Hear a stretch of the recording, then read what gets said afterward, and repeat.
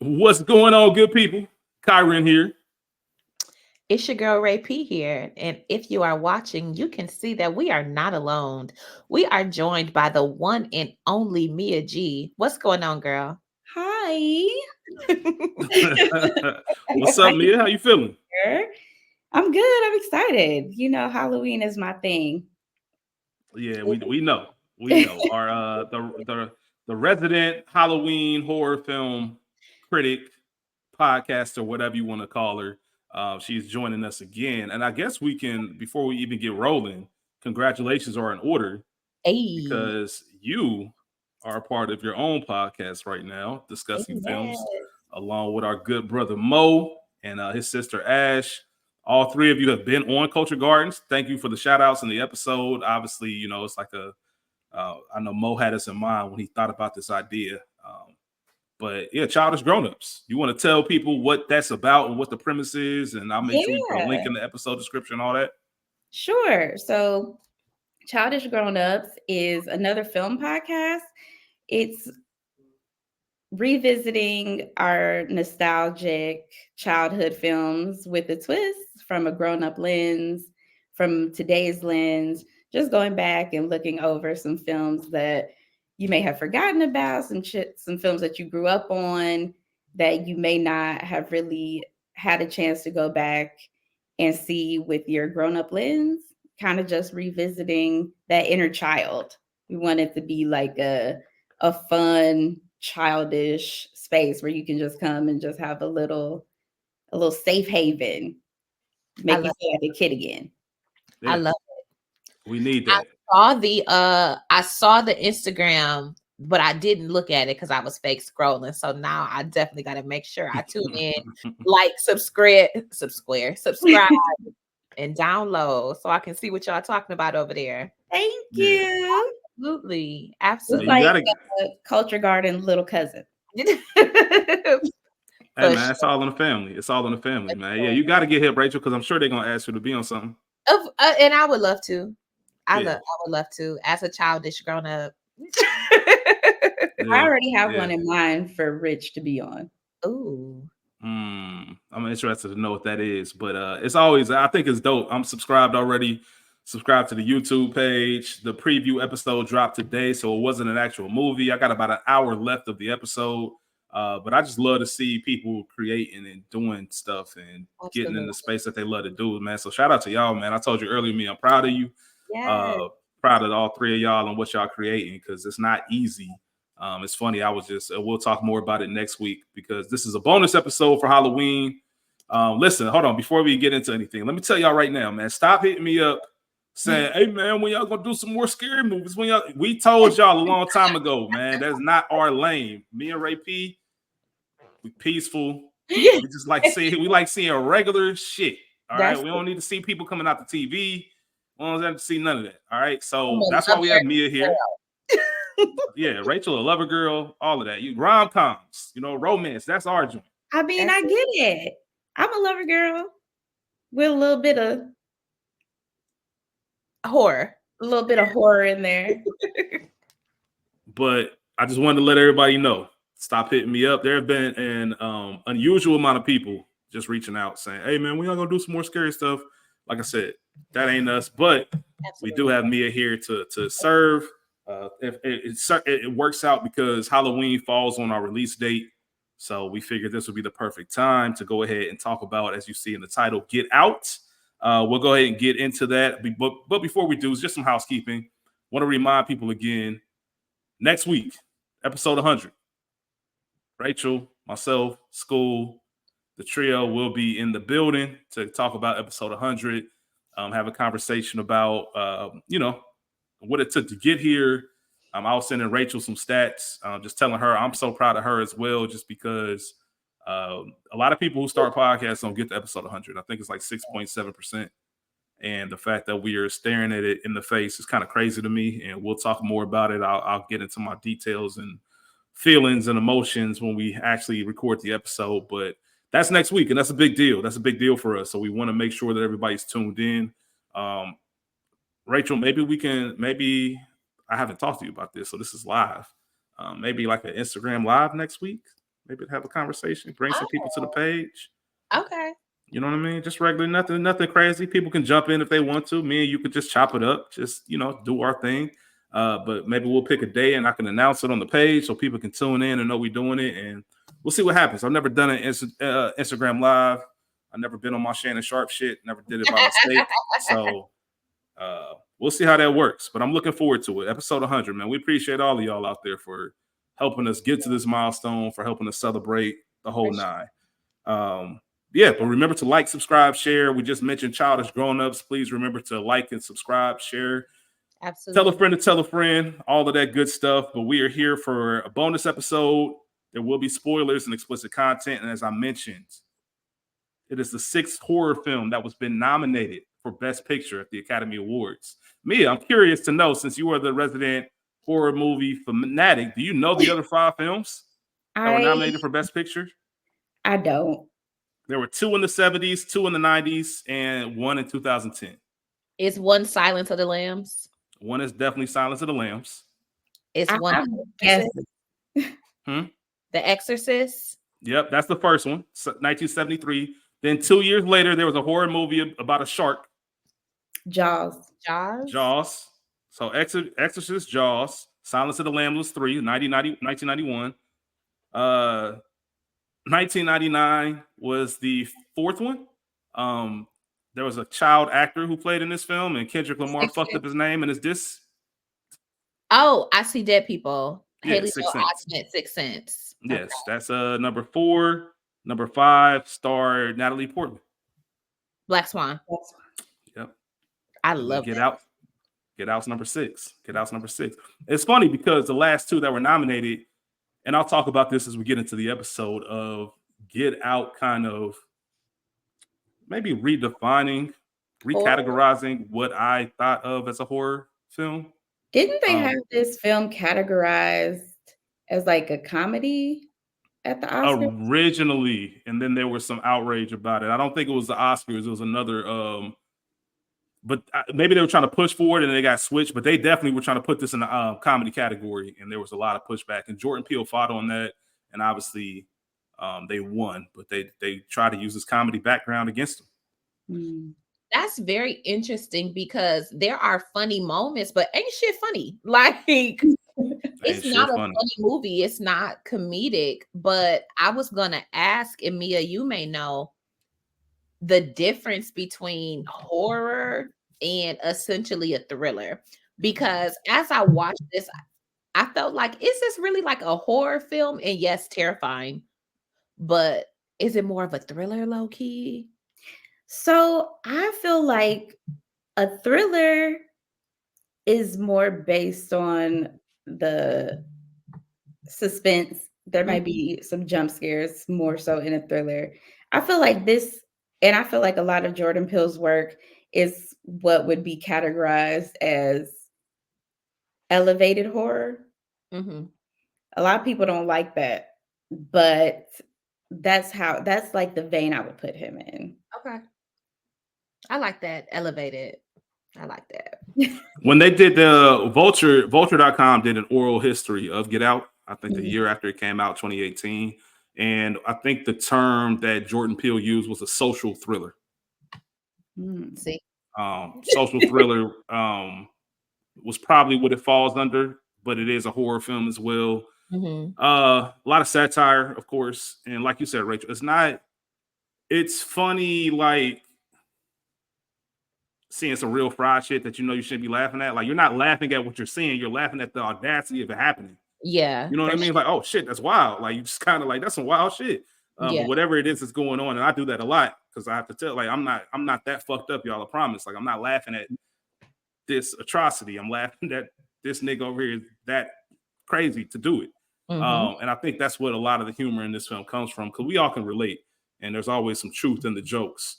And I think that goes a long way with this film overall. So it's I have some questions for y'all about the film, and I'm curious to know your thoughts, because we've never really, I know Rachel and myself have never discussed it, and we'll talk a little bit more about how we even landed on this film for the Halloween episode. But a synopsis: a young, I love when they use the term African American. A young African-American visits his white girlfriend's parents for the weekend, where his simmering uneasiness about their reception of him eventually reaches a boiling point. Mia and Rachel, I'm going to ask both of you because we knew based off last year's Candyman episode, that was just Mia and myself. We kind of knew we wanted to keep that as a yearly thing, even if we weren't going to dedicate the whole month of October. Halloween week, we'd have Mia join us, discuss a film. I first, Rachel obviously is on board, and I first reached out to Mia, just throwing a couple. I'm like, I'm thinking maybe Scream or something. She said Scream. It's the Culture Garden. Like, what you talking about, Scream? So I'm like, I don't know too many black. Right, I don't know too many black horror films, and for me, it was like Get Out or Tales from the Hood. Those are the two that I was thinking. And then Mia, you mentioned Get Out, and then I reached out to Rachel because I was anytime. Just for reference for anybody out there, anytime there's a movie I think Rachel might not be a part of, I always ask her just to be sure. Because I'm like, I know she doesn't want to do a horror movie, but Get Out might be something she wants to jump on. And she was like, oh, yeah, I'm down for Get Out. So that's kind of how we landed on it. But what made both of you, I guess we'll start with Mia and then Rachel, because you not being a horror film person, take a shot every time I say that. But what made you want to go with Get Out over Tales from the Hood and some other movies that are out there? And Rachel, what made you agree? Well, personally, I wanted Ray P to be on the episode. Simple enough. Simple enough. That's it. That's it. For me, honestly, so I felt like we should just do a little something. And I just wanted to be comfortable because I'm not a horror girl. And it's funny because I used to be like, as a kid, I would do all of that. I did haunted houses. I believed in all of that. Like, I don't do none of that shit now. But I'm like, Get Out is cool. And so when we talked about it, I was like, oh, absolutely. I feel like it was easy enough. Again, I felt like it straddled that line between horror and thriller, which I think a lot of Jordan Peele's movies do, with the exception of like, I don't know what I think about They or Us. Yeah. And then the other one I felt like was Nope. I feel like Nope is more thriller like Get Out, but Us was very much like absolutely not. I'm still waiting on someone. I'm still waiting on someone to break down Us for me. Yeah, that's definitely elevated horror. Like, I will say, like, a part of the reason why I wanted to do Get Out or Tales from the Hood specifically is because you guys don't do a lot of horror films. And I just feel like because we only get to do it around Halloween, and there are so many horror films and I love most of them, but because of the space, I just want to keep it like somewhat connected, like to the culture, something that may resonate with a Black audience or that they may have seen and wanted to like hear a perspective on, connect with in that way. Because like Scream, yeah, we could talk about it, but I like to get into the deeper themes because I feel like a lot of people don't talk about the deeper themes in horror movies, and I like to get into like the minutia underlying. Yeah. It's Go ahead, Rich. No, I was just gonna say somebody referenced to me personally when they asked about more Halloween movies. They were talking about The Blackening, and I'm like, I kind of count that as like a Juneteenth comedy. Yeah, it's got a horror like underlying, but it's not really a horror film. Like, it's some silly shit. It's some real black shit and some real silly shit. So, what were you about to say, Rachel? I was gonna say I wouldn't be opposed to Tales from the Hood. Like, that's a classic, even though it is low-key scary, but also ridiculous in 2024. But I remember being scared the first time I saw Tales from the Hood, but I would be down for that. So we can keep that in the lexicon. And Mia, I would be curious as we continue the Culture Garden. And essentially, I wonder if maybe we could do a joint crossover with what is it, Childish Adults? Childish Grown-Ups. Childish Grown-Ups, and do a horror situation with maybe Tales from the Hood, because that's a movie that came out 30 years ago. Mm-hmm. And I think that could work. That could be something. But I was saying that I would think I would be curious. I'm stuttering.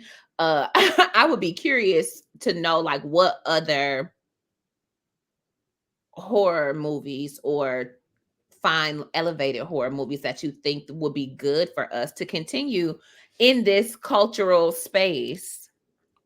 I have a few. I have a list. I would love to see. All right, we'll go ahead and talk about it. Also, I can't mention Tales from the Hood without mentioning Clarence Williams III, who gave a fucking phenomenal performance in that film. Like, just terrifying. One of those, just one of those performances you still remember. Like Rachel said, I think that came out in 95 or so, and you still remember it all these years later. Niglets is something that was put in my vocabulary because of that film. And I remember hearing adults like my aunts and saying that from this film and just how funny that was. Even though it's not supposed to be funny, I don't think. So, my life is, life is like that, man. But just real quick, because we have to do it. Jordan Peele has his fourth film is going to be coming out in 2026. It's not announced as far as the plot or who's in it, anything like that. But just a quick ranking of, I think everybody can agree Get Out is number one. Are you taking Us or Nope? Which one? Nope. I think I might take Us, even though I don't quite understand it. But I think I might take that over Nope. Shout out to Kiki, though. Yeah, shout out to Kiki. Yeah. All right, that's fair. That's fair. We'll have discussions because those are. You said what? What's your answer? I'm gonna say Nope, just because I just don't understand. I hate feeling like I don't understand movies, but I don't get the overall. I get what he's doing. I get what he's trying to say, I think, but it's almost, I hate those follow-ups, right? I hate the follow-ups to the classic because it can always be a little bit tricky. Sophomore album curse, man. Dogfather. It just doesn't hit the same. Yeah. Yeah, and that's something that I would love to discuss more, but I'm going to talk about it when we talk about first experiences. But even I haven't watched it. Out of all three of them, I've seen Nope the most. Really? Yeah, I've seen Nope the most. I saw Get Out maybe before we were prepping for this. I saw it 2, maybe 3 times. Oh, really? Yeah, because I've seen the movie. I know what it's about. I know the twist, but it is very interesting, and we'll talk about it a little bit further. I'm going to get into some stats. Please feel free to stop me because this is the part of the episode where I always feel like I'm just rambling. But I just want to get through these stats, and we'll just get through it, y'all. So the film premiered at Sundance Film Festival 3 days before my birthday, January 23rd of 2017. I was just shy of 30. And it released in theaters February 24th of 2017. Obviously, as we spoke about, directed and written by Jordan Peele. It has a budget, had a budget of an estimated $4.5 million. I think the production company, or I don't think it was a studio, but the production company, whoever it was that was financing the money, they had a strict rule about we don't make movies for over $5 million and nobody takes any kind of cut until the film has made money. So it's kind of like, we'll give you a shot, but you ain't getting paid up front. Yeah. Like, that means it's like kind of like the ultimate testament of blind faith. Like, I think this is a hit. So they made it for $4.5 million. It grossed $255.7 million worldwide. Made almost 7 times this budget opening weekend, $33.3 million. Opened up at number 1. They had the Lego Batman movie and John Wick Chapter 2. Speaking of Lego movies, I went to go see the For Real Piece by Piece movie this past weekend. Yeah, that came out. I'm sure it won't be in theaters long. So if you plan on seeing it, probably want to see it this week or next, because I'm sure they'll pull it because I think it only made like $3.5 million opening weekend. However, very good movie, very enjoyable, and it makes sense with someone like Pharrell. Like, to have a Lego movie made sense with him and his brain and the way he thinks about things. I enjoyed it. It felt, and I'm curious if anybody's seen it out there, it felt longer than what it was, but I don't mean that in a negative way. Like, it wasn't bad. I'm glad I saw it, and I'll probably see it again. Not in theaters, but I'll watch it again. Okay. It's an interesting story. He's just one of those people that's been around forever. You really don't know a ton about Pharrell. It's out there, but I've never felt the need to look it up. So to see it in that form and kind of hear some of the stories behind his work and just remember how many hits Pharrell has, like, just, it's incredible, man. Shout out to the Neptunes as well. Get Out was originally in theater for 15 weeks, and then it came back in theater for 3 weeks at the top of 2018. It stayed in the top 10 for 8 of the 15 weeks altogether. So this was a top 10 movie for the first 2 months it came out. It's currently streaming on Peacock, TBS, and TNT if you have them. As far as awards go, we won't go through all of them because there were 214 nominations with, yes, 214. I want to repeat that. 214 nominations, 153 wins. Like, that's insane. Obviously, it won the Oscar for at the Academy Awards for Best Original Screenplay. It was also nominated for Best Picture, Best Performance by Actor in the Leading Role, which is Daniel Kaluuya, and Best Achievement in Directing. It was nominated for 5 NAACP Image Awards, and it won for Outstanding Actor, Outstanding Writing, and Outstanding Director. And then also, our friend of the show, nominated for 12 Black Reel Awards. They won 7 of the 12. Oh, wow. They won for Outstanding Motion Picture, Outstanding Actor, Outstanding Director, Outstanding Screenplay, Outstanding Score, Outstanding Emerging Filmmaker, and Outstanding Breakthrough Performance. As far as the cast, and Outstanding Breakthrough Performance was Little Real. As far as the cast goes, we have Daniel Kaluuya as Chris Washington, Allison Williams as Rose Armitage. Armitage, yes, right. Rachel, did you watch Girls? No. On HBO? No. Yeah, she was a part of that. It was like I remember Girls being like, there was a lot of hoopla around it. Classic, yeah, but no. Okay, I was just curious. Bradley Whitford as Dean Armitage. Shout out to, he was cast. All right, if you were a 90s kid and you like goofy shit, you probably remember him from Billy Madison. He was like the antagonist in Billy Madison that was trying to take over the company. But if you are a fan of Prestige TV, then you know him from The West Wing, which is one of the best television dramas of all time. Shout out to Aaron Sorkin, one of my favorite screenplay writers personally. But he was cast specifically because of his role in West Wing, because Jordan Peele wanted to make sure he wanted that white liberal feel. He didn't want like your air quote red state Republican racist. Yeah. He wanted somebody that felt like they voted for Obama 3 times, but still had these underlying, demonic traits about him. Catherine Keener as Missy, Caleb Landry Jones as Jeremy Armitage, Marcus Henderson as Walter, the groundskeeper, the grandpa. We also have Betty Gabriel as Georgina, Lakeith Stanfield as Andre Logan King, Stephen Root as Jim Hudson, the blind art dealer, and then Little Real Howery as Rod Williams. First question I have to ask for both of you. Mia, you're the guest, so we'll start with you. Is this in the Movie Poster Hall of Fame? Yes. Right, P? It's in there. Yeah, it's like by the skin of his teeth. By the skin of his teeth, it's in there. It's not a first ballot. Yeah. It's not first ballot Hall of Fame. It had to work a little bit, but it made it in there. It's not an automatic. It has an iconic, and I think because of how important the film is, and because the poster isn't the actual shot of the sunken place where he has the tears coming down his face. It's actually him in the chair in the basement. And I think because of that sunken place picture is so iconic, and there's so much art around it, that I think if that was it, it might be there. And it is terrifying in its own sense, but the movie poster as is, it gets in, but more off reputation. Yeah. It's almost like the Above the Rim poster. Like, it's not really that good, but it's also very noticeable and understandable. You can see it, so you got to put it in there a little bit. Yeah. Rachel. Yes. Classic or not? I'm gonna say yes. Mia. Yes. I have another question that's going to center around this, but I'm just curious if you can think of anything off the top of your head. Well, before I even ask that, I got to ask this question. Was this an instant classic?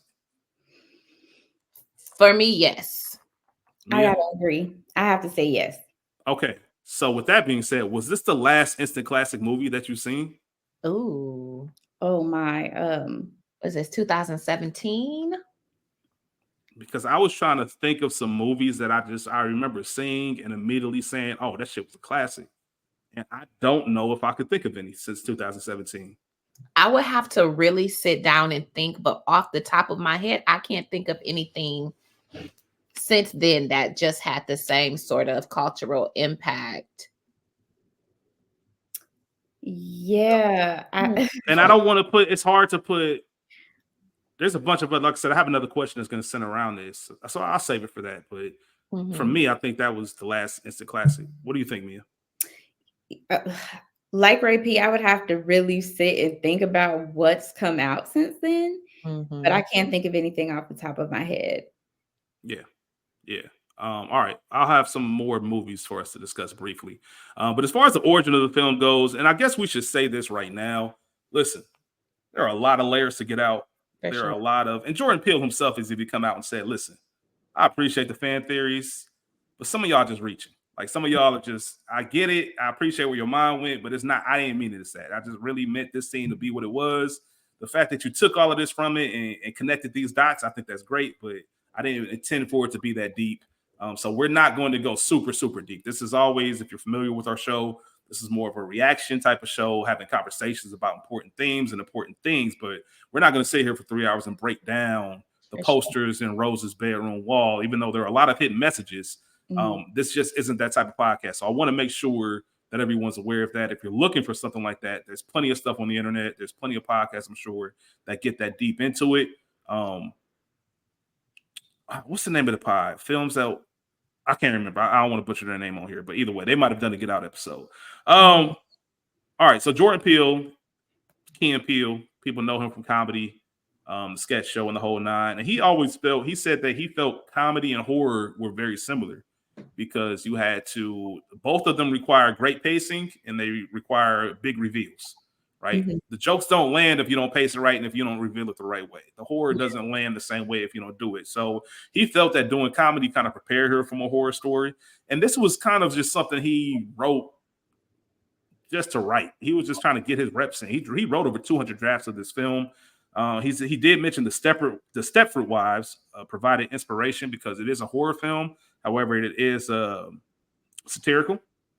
And this film is not autobiographical, but it is personal. He did mention that part as well. There was a Vanity Fair screening of the film, and Jordan Peele did. Jordan Peele did reveal that he wrote this during President Obama's first term, right? Because if you remember back to 2008, the post-race America. Right? Racism doesn't exist anymore. That's not a thing. Look, we got a black president. And people were trying to claim that that was a thing of the past. And he was like, nah, that's not a thing of the past. I'm going to write a film about that. He did not think that there would be much interest for the movie because the whole climate was optimistic. It was a lot different than what it was by the time the film came out. He was like, there's not really any space for it. And then once those 8 years were up and there was a change in power, it felt like it might be the right time to go ahead and release something like this because the climate change. And there was also, more violence against Black people, Black Lives Matter movement. He kind of knew it was the right time to make this film. And it's funny because his comedy writing partner, Keegan-Michael Key, he introduced him to Sean McKittrick, who is the producer on this film. They were working on, Key and this producer, McKittrick, they were working on something. He kept telling him, when I say he, I mean Key was telling McKittrick, hey, you need to meet Jordan because he's a horror fanatic just like you. And they met for coffee in New Orleans. And Jordan Peele was just on some, and this is funny. This is like, it's just always funny about shooting your shot or maybe not under believing in your own dreams. Because he was just like, look, I got this idea that I know for a fact it will never get made, but I'm going to explain it to you. He broke down Get Out. And the dude was like, I'll pay you to write that right now. I've never seen that movie before. Like, that sounds interesting. I'll pay you to write it and let's see what happens. And McKittrick even said, I think Jordan Peele was like kind of stunned. I don't think he expected that meeting to turn into that. And it took him 2 months to write the first screenplay, or like the screenplay that he felt comfortable going with, and taking it from there. Principal photography began February 2016. Only took 23 days to shoot this film. Interesting. Yeah, it was supposed to be shot in California, but there was an issue with one of the tax breaks. So they had to move last minute. I mean, week before filming was supposed to start, they had to move to Alabama. Oh, wow. And they were talking about, the cast and crew were talking about, hey, man, we in Southern Alabama. We seeing Trump signs all over the place, and we're filming this movie about this. And it just was they did mention, like, the people were nice and it was cool, but it was just a weird time to be filming that type of film with that kind of social commentary during an election season, which we remember vividly. And Jordan Peele did mention, like, I know we're shooting in Alabama, but I don't want this to be set. I don't want anybody to think this is set in the South, or, as I mentioned before, I don't want anybody to think of traditional red state. This is blue state racism. So that happened, and then there were some alternate endings. We'll save that for when we get to best scenes and how this movie almost ended, and I want to get your takes on it. First experiences, though. Mia, once again, as the guest, I would love to hear about your first experience watching Get Out. I'm going to be honest. I don't have a very vivid memory of my first watch. I know that I saw it in the theater, and I know that I loved it, and I walked away like, oh my goodness, I want to see that again. Like, I know but I will say it's kind of like a first watch film. And when I say like a first watch film, once you know everything that's going on, it's kind of like, okay, yeah, like, it's still a really good film. Like, it's an amazing film, but it's a first watch film because you're not going to have the same effect if you already know, like, the ending, you know what's coming. For sure. But go ahead. I'm sorry. No, but I will say a second watch is necessary because a lot of the things that happen in the beginning of the film don't make sense until the end. And then you want to rewatch it to be like, oh, okay.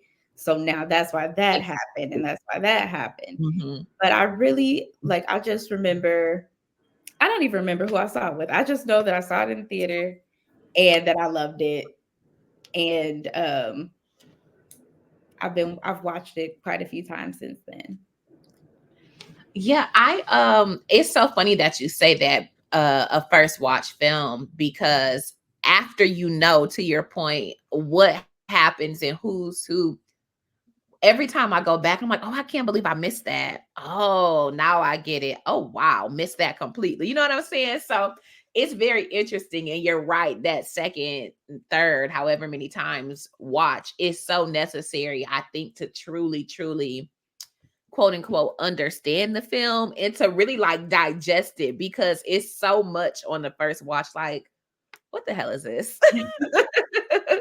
What's happening? So I'll just jump in. I do remember my first watch, and because, again, take a shot, I'm not a horror girl, I had no intentions of seeing this movie. Ironically enough, my pastor talked about it from the pulpit. And he suggested that we see it. And so I was like, what the fuck? You sure? And so me and my homegirl, shout out to Kiana, we went to go see the movie. And again, first watch is like, wow, this is amazing, but also a different kind of terrifying. And I remember walking to my car from the theater, and I text a relative of mine who shares a name with the main character, who is in a similar relationship. I don't think they're gonna listen, but are you sure? Nah, this gonna be the episode they listen to. Right.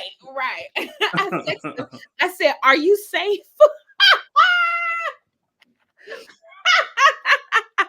A lot of that was going on. A lot of that was going on in 2017 for sure. He said, "Get off my phone." That's funny. That's what. Go ahead. I don't want to cut you off. That's it. So mine was similar to Mia's, where, and maybe we were in a sunken place or some form of it, because for some reason I definitely remember seeing this in theaters, but I have no idea who I saw it with. I really don't remember the experience. It's almost like in the least dramatic way possible. It's almost like an out-of-body experience. Like, I remember being in the theaters. I know this wasn't something I just caught on streaming. Like, I remember buying a ticket. I remember going. I remember sitting down. I remember being in amazement. And I also don't remember anything else. And that's unlike me. If you've heard our episodes, I remember my theater experiences very vividly.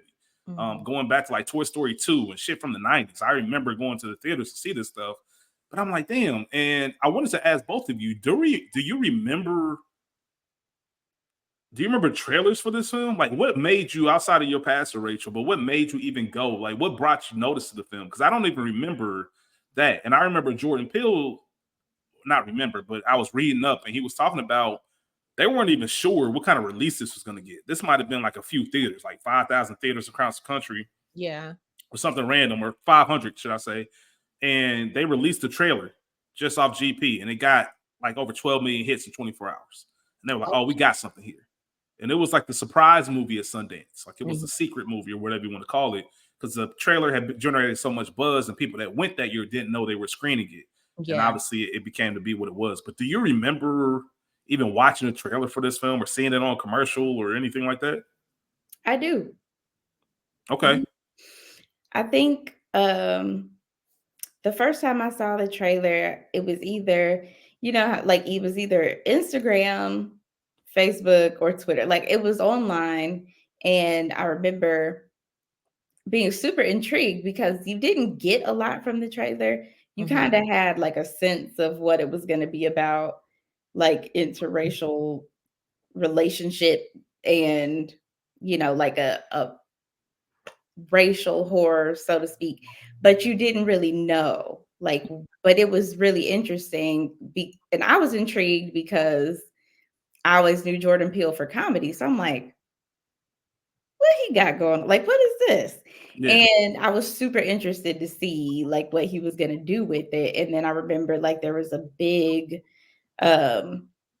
media, like he did a lot of interviews. I just remember being really interested in the lead up to it.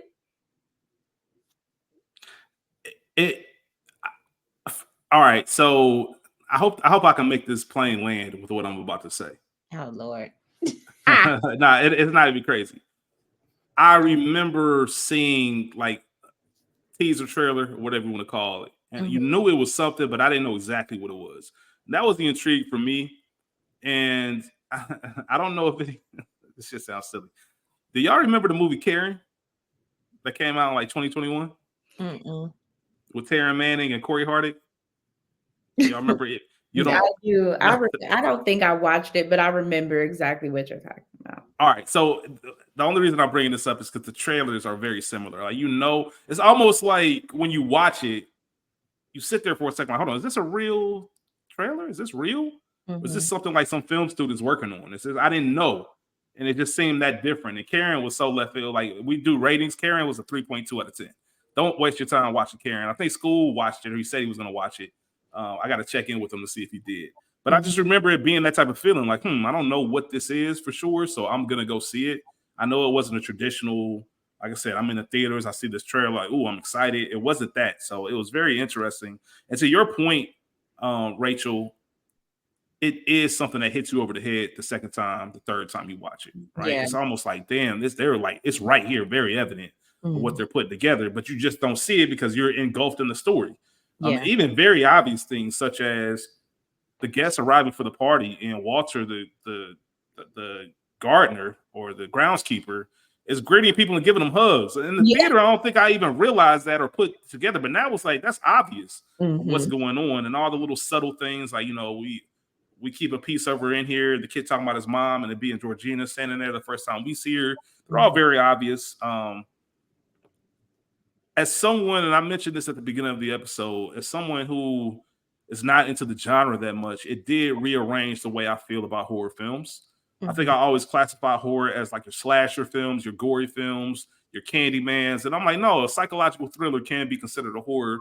Sure. And that's right in my lane. I like this. And, when I think of scary movies, now I have to think of other things other than just the obvious, like I said, your Halloween, your Mike Myers and things like that. Yeah. Real quick question. 2 quick questions. The first one I want to ask both of you is, at what point, can you pinpoint a point in this film where if you're Chris, you're out? Like, as soon as it gets to this point, I'm out. I'm chucking deuces. It's over. Like, I'm not staying for this. Now, keep in mind, you have to be Chris. Like, you're with somebody that I don't want to say they love each other. I don't know how deep it was. But you've been together. 4 or 5 months. Like, you're visiting the parents. Is there a certain moment where you're like, no, I'm out of here. I'm not staying for none of this shit? For me, it is the first dinner with Jeremy. Yeah. When he gets to the house, I'm like, oh, absolutely not. You trying to do jujitsu with me? That whole, I got a rule. I don't wrestle with drunk dudes. Yeah, all of that. I would have been out like, absolutely not. I can take the de facto racism, from your parents, and that's whatever. Old white, fake liberal, whatever. I know this is some bullshit. We have to deal with that every day. But this shit, I'm out. I'm not about to sit here for this. It was nice meeting you. God bless you on your journey. I'm out. I'll see y'all later. Maybe we can try this again some other time with clearer minds. But that was it for me. As soon as that nigga would have said with your genetic makeup and frame, I'd have been like, man, get the fuck out my face with this. Mia, what about you? Was there any specific moment where you're like, nah, I'm out. I'm cool. That's so like, this ain't even gonna work. I'm breaking up with you. We ain't even gotta speak again. Like, you don't even send the text. I'm cool. I'll find my way back. I was actually thinking about this while I was rewatching, and I was like, okay, because initially I wanted to say it was like a thing that bothered. Like, why are you still here? But then I had to think about, like, realistically, Rose was playing her role. Like, she was really playing it like what? Like, what's going on? He's never done it. Like, and so I feel like we've all maybe been in situations where it's super uncomfortable, but you're with somebody you trust, and you're kind of like, okay, I'm a grin and bear it.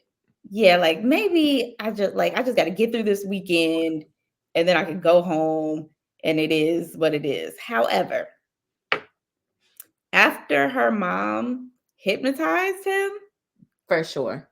Like, if I wake up in the morning and I'm like, I think your mom hypnotized me and I don't remember, I gotta go, because that's a violation of my autonomy. For And sure.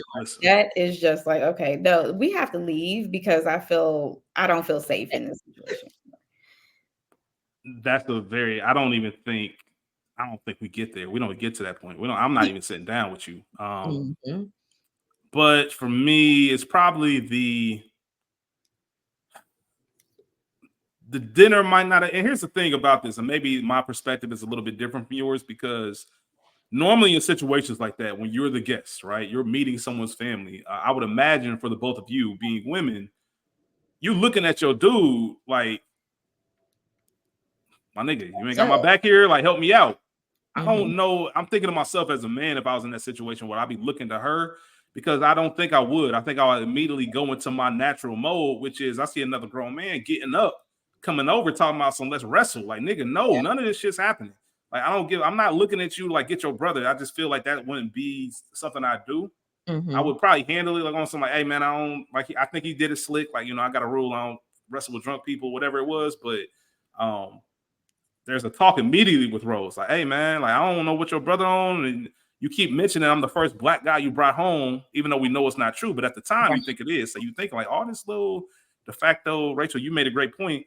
The racist shit that they don't even know they doing. Like, I can deal with that. But this nigga with the beast shit and psychological jujitsu versus judo, like this nigga trying to be funny, and I only got about 2 more hours of that before I'm up out of here. Like, I'm letting you know right now. So do what you got to do. But definitely the party, the gathering. Once you start, for sure, I feel like I'm being auctioned off. You start feeling on me, and I'm cool, bro. I'm out. I'm not doing none of this. Matter of fact, I don't even fuck with you like that. Like I said, I'm out. I'll find my own way back. We ain't got to do none of this. I'm sure. Peace. For sure. All right. So this is the question I wanted to double back to before we start getting into scenes and categories. Is this the best film in the 2010s? So from 2010 to 2019, is this the best film that was released? For reference, I'm going to give you a few films that probably stand out. Oh, thank you. Okay. So one of my personal favorites, Social Network, If Beale Street Could Talk, Black Panther, Moonlight, Book of Eli, Mad Max Fury Road, which is a really good movie. I know it's not necessarily our type of genre that we do here. Really good movie. Spider-Man Into the Spider-Verse, the animated one with Miles Morales. A bunch of different ranges, but those are like a lot of the top films. I mean, you have other like Oscar-winning films that were pretty good, but one watches. I think this might be the best film in the 2010s. I disagree. What do you think it is? Great. It's top 5 for sure. Which one of those films is better? I'm gonna take If Beale Street Can Talk. I'm gonna take Book of Eli. For what it is, I love Into the Spider-Verse. I know that Get Out had maybe the biggest cultural impact and social impact, but as far as like better movies. So, all right, let me ask you, because personally, I think my favorite movie of 2010 was Social Network. Mm-hmm. Right? My favorite movie. And can I ask go ahead. Yeah, what's up? Didn't Gone Girl come out in that same between 2000? I thought it was 09. I'm gonna look it up. Did it? For some reason, I thought it was 09. But Gone Girl's another one. And that's a great Gone Girl's 2014. I'm tripping. Yeah. I don't know how I missed that one. Gone Girl.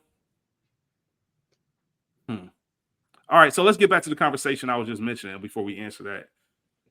Better versus favorite, or which ones I prefer to watch. Mm-hmm. And Rachel brought up a good point, cultural impact. I think this, I don't know. Did this have a bigger cultural impact than Black Panther? No. I don't think so, right? Oh, so cultural impact, societal impact, yes. Cultural impact, no. Fair, yeah, because they made college courses about this film. For sure. I love the way you just put that, Rachel. You're right. Societal impact, absolutely. Cultural impact, no. Are you putting Gone Girl above this? As far as just a standalone film, the way it's directed, the way it's written, yes. Okay. And the reason, here's my argument for Get Out, right? Mm-hmm. By no means am I picking this first. If you told me like you get to pick one of these movies to watch for the rest of your life, you can only pick one. It's not even close.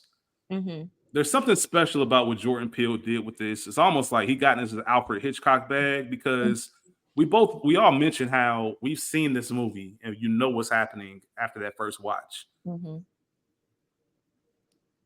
I don't know how to describe it, but the moment when Chris finds those pictures and the whole like where the keys rose, the suspense that you still feel watching that, knowing that you know what's happening.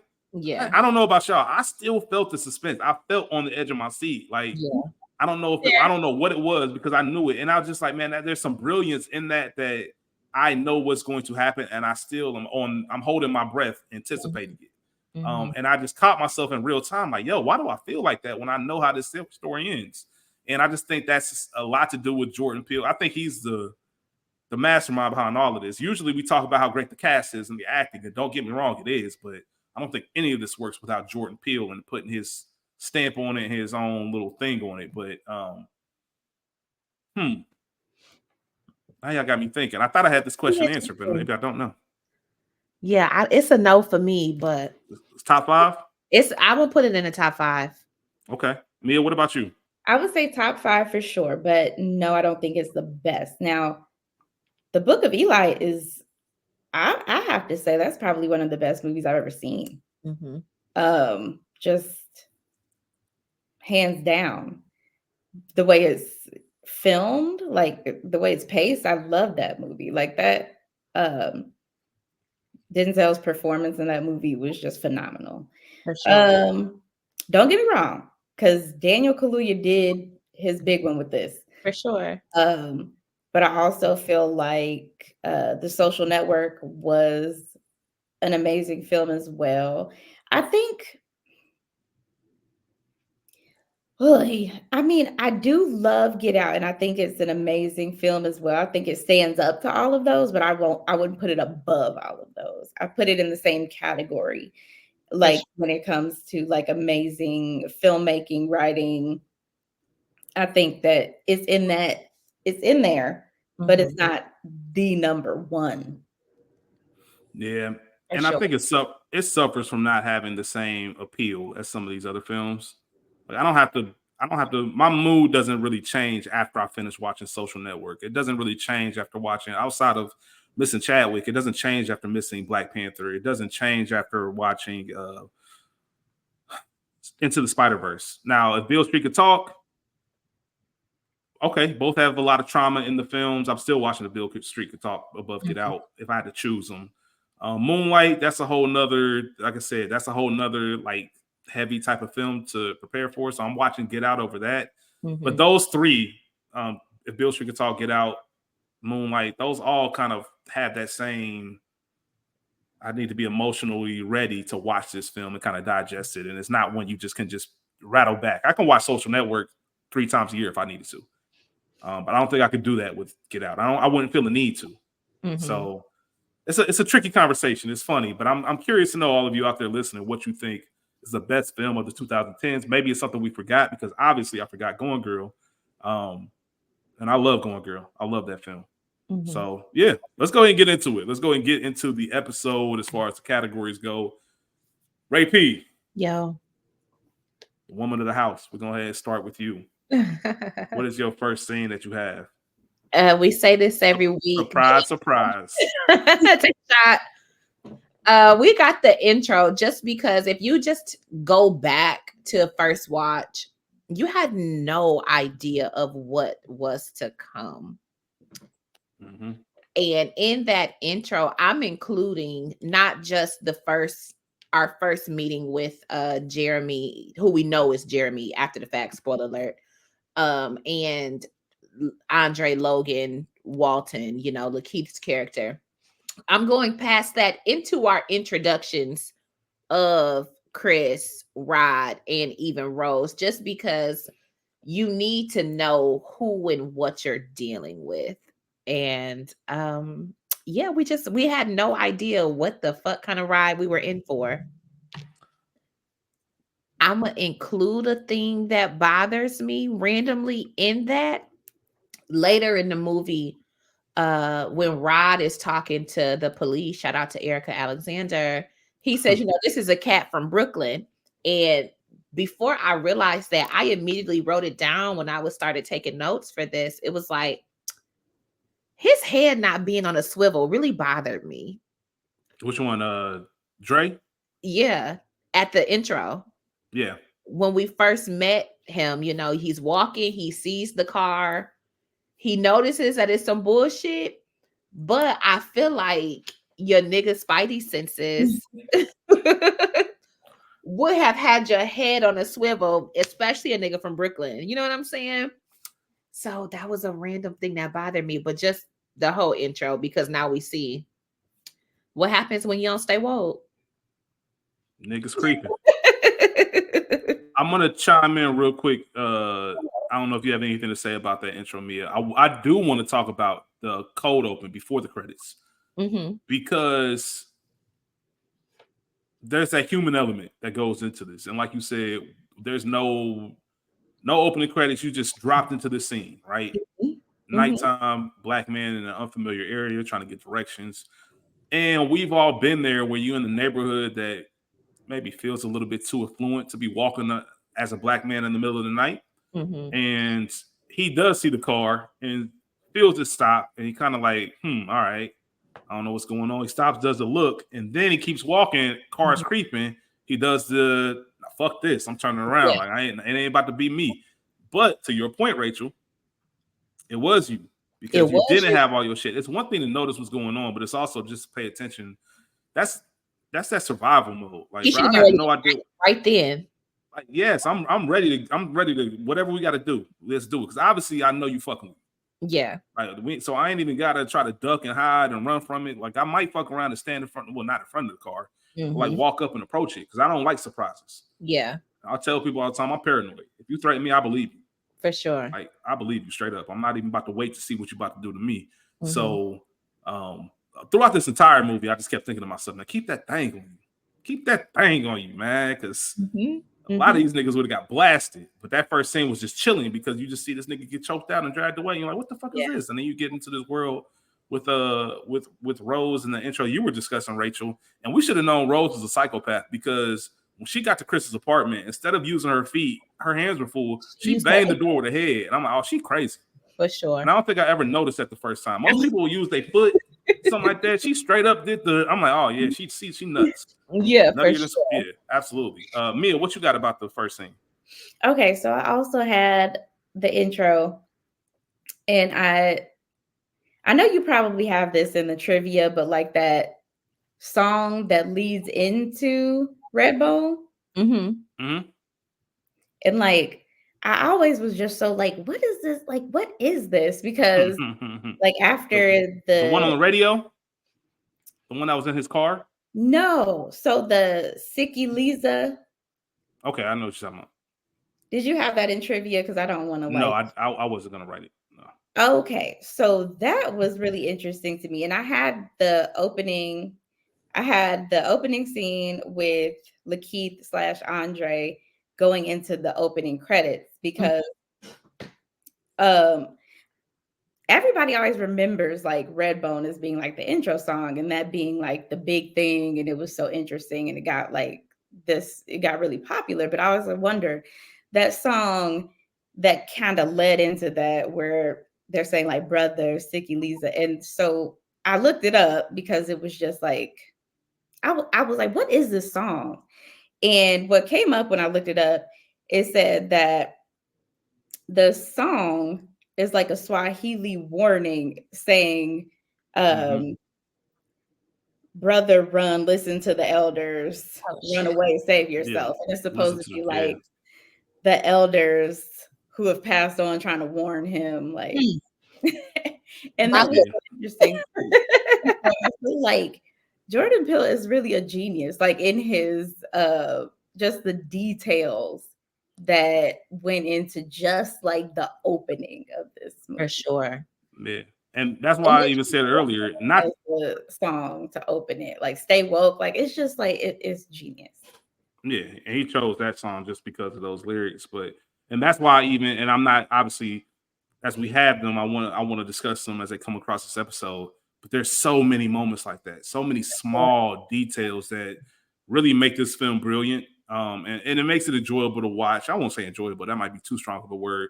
But if you're a student of film, it does make it fascinating to watch because you pick up on all these small things. And they're just literally, we could do a whole separate episode and spend 2 hours just talking about the Easter eggs throughout this film. Yeah. Because there's so many of them. But yeah, you're absolutely right. Did you have anything to say about the scene Rachel mentioned when we actually meet the main characters? Well, okay. So instantly, I didn't see any red flags with Rose. I didn't see any red flags on my first watch until we like get like a little, we'll get there. But I didn't see any red flag. I just remember and I don't know if this is kind of included in that, but I had written down like the introduction to Rod and the whole when he asks like, did you tell them I was Black? And she's like, no. And that was like weird to me because I was like, well, why not? Why wouldn't you tell them something like that? It matters. I don't care what kind of post-racial America or wherever the fuck, that is something that you have to tell your family. Yeah. It reminded me, to your point, Mia, not to cut you off or divert. It reminded me of Our Family Wedding when Les Gross's character said, do they know? Nigga, it matters. Now, candidly, it matters for different reasons in Get Out, but it's always gonna matter. I don't care what y'all talking about. It's gonna matter. It's gonna matter, man. It's a funny little listen. I'm always, I hate to use the word fascinated, but I'm always fascinated by that whole dynamic and how it works, just because it's just interesting to me. And I know quite a few brothers quite a few brothers that have to ask their significant other, do they know? Mm-hmm. And I'm always curious just about how the whole dynamic works, because it always just seems a little bit, I don't know, man. Not all of them, obviously, but there's some people that just don't seem genuine. It doesn't seem like it's not. Yeah, you really like them like that? I don't know. Maybe not. Who knows? I have some commentary we'll take offline. Yeah, because I can see it going a different. I don't want nobody feeling no type of way. For It's sure. just really a curiosity, because I don't live this life. Yeah. I've never had to give that speech, and I've never had to have a speech given about me in that sense, and I've never had to feel, Jonathan Boyega said something on the Breakfast Club years ago, and I've reposted it all the time just about that, and I need to be able to play. Like, there's just something a Black woman provides, but that's me. Obviously, be who you with, love who you love, all that stuff. I'm never going to clown anybody for it. I personally I receive my love in a different way. And in different experiences, and that's cool. What's for somebody ain't got to be for everybody. But this movie, I would love to talk to somebody who's in an interracial relationship about this film, and kind of the tone in 2017, especially when the sunken place became like its own thing. It became its own verb. Anybody that was Kanye was quickly in the sunken place. All these niggas sunken place when you was acting out of line. So that whole aspect of it, that's a one part of this episode today that I wish we had a little bit more of, but it is what it is. But they would have to be willing to keep it real. That's the thing. Like, don't get on here pontificating and just saying any old thing, nigga. I want to know. Listen, I've teased this. I know, right? You okay? I teased this a couple weeks ago, man, and I promise it's coming. The 2.0 is coming. Like, we're gonna set that up. There are definitely going to be movies that need a different perspective or a different time, and maybe some different people. And I'm looking forward to that. So we'll get to it. What is I'll tell you right now, my next scene isn't until the deer hit and the cop. That's my exact scene. Go ahead. Did anybody have? Okay, so unless Mia, you got something between. No, I literally had said the car ride / deer cop. That's me. Deer and diatribe into the house tour. So I did have one thing that I noticed, again, something that you noticed when you were on that second, third watch, when she throws out his cigarette, and it occurred to me, I was like, did she pick him because he's a smoker? Like, you so needed that her mom would have a reason to suggest hypnotism? So here's the thing. I've always thought it doesn't. All right, I'm glad you said that. I thought about that same thing, and I came to the conclusion that they were going to find something anyway. No matter what your vice was, they were going to bring that to the table. Yeah. And have that moment where they sit you down, because I don't think all of her, and honestly, this kind of goes in and ties into this whole scene with the cop, because you look at it on surface level and it looks like, Chris even says that was hot, which is funny. But she stood up and said some shit that obviously the surface, we can't say that shit to a cop. We know how that's gonna go for us. But obviously, when you go back and watch it, you're like, oh shit, she was trying to kill the paper trail. She wanted to make sure that when this missing person report came, there was no record of, oh, well, we just pulled him over and ran his idea the other day, and he was with this person and the whole nine. So it's kind of brilliant the way they did that. But I don't know. I think all of this they had a plan for everything. They've been doing this for so long. I think Rose and Jeremy were little kids. They've been doing this for the longest. Yeah. Rose even switched sides. It said, shit, we gotta get some women. We'll get some women's too for grandma. So it was like, and that's one of the things that not Rose, but the actor who plays Rose, she mentioned that after this movie came out, there would be white people that came up to her and kind of said, well, Stockholm syndrome. Like, Rose was, and Jordan Peele was a genius, because he wanted this. He wanted her to have that kind of innocent look. Like, you wanted her, as you watch this film for the first time, be like, oh, she's on his side. She has no idea her parents are like this. Her family's like this. She just kind of caught up in it as well until the reveal comes. Right. So it was kind of like intentionally made that way. And I remember, I love behind the scene notes. So actors, they try to get into the character. What is this character thinking? Is this realistic? The whole nine. And I remember they were talking about the scene when the keys, like how hard that was to reveal, because you already saw the pictures, right? Mhm. So we know, like, so how are we shooting this? And Jordan Peele told her, like, they shot it a few different ways. Shoot it like you know that he knows the pictures exist. Shoot it like you don't know, and everything else. And she said white people will come up to her and say, you know, maybe you were just a victim of the circumstance. And he was like, no, Rose is just an evil person, like, and that's okay. And she asked Jordan Peele. She said, let me ask you a question. If her whole family died and she survived, would she still be doing this? And Jordan Peele said, yes. She would still find a way to do this. And that was like, all right, cool. That's all I need. And after he told her that, she nailed the rest of her scenes because she knew exactly what her character was. But it's just funny and fascinating the amount of people that wanted to make this into a it reminds me a lot. I swear we're not gonna go down this road. It reminds me a lot of the movie. So tread light. Yeah. Nah, it reminds me a lot of the 2016 election when there was a certain group of people that were responsible for a large percentage of certain things. And people tried to act like, no, it was just a victim thing. I'm like, nah, these niggas knew what they was doing. Know what you're doing. I promise they did. Like, I promise you. Like, we got to stop giving excuses and passes to people for certain things when we know they bringing the bullshit to the door, and y'all still trying to find a way to find the innocence in it. And like, nah. And she said she would just tell people all the time, like, nah, Rose is just evil. Like, it's cool. It's like that sometimes. That's it. And this is the only thing I'm going to say.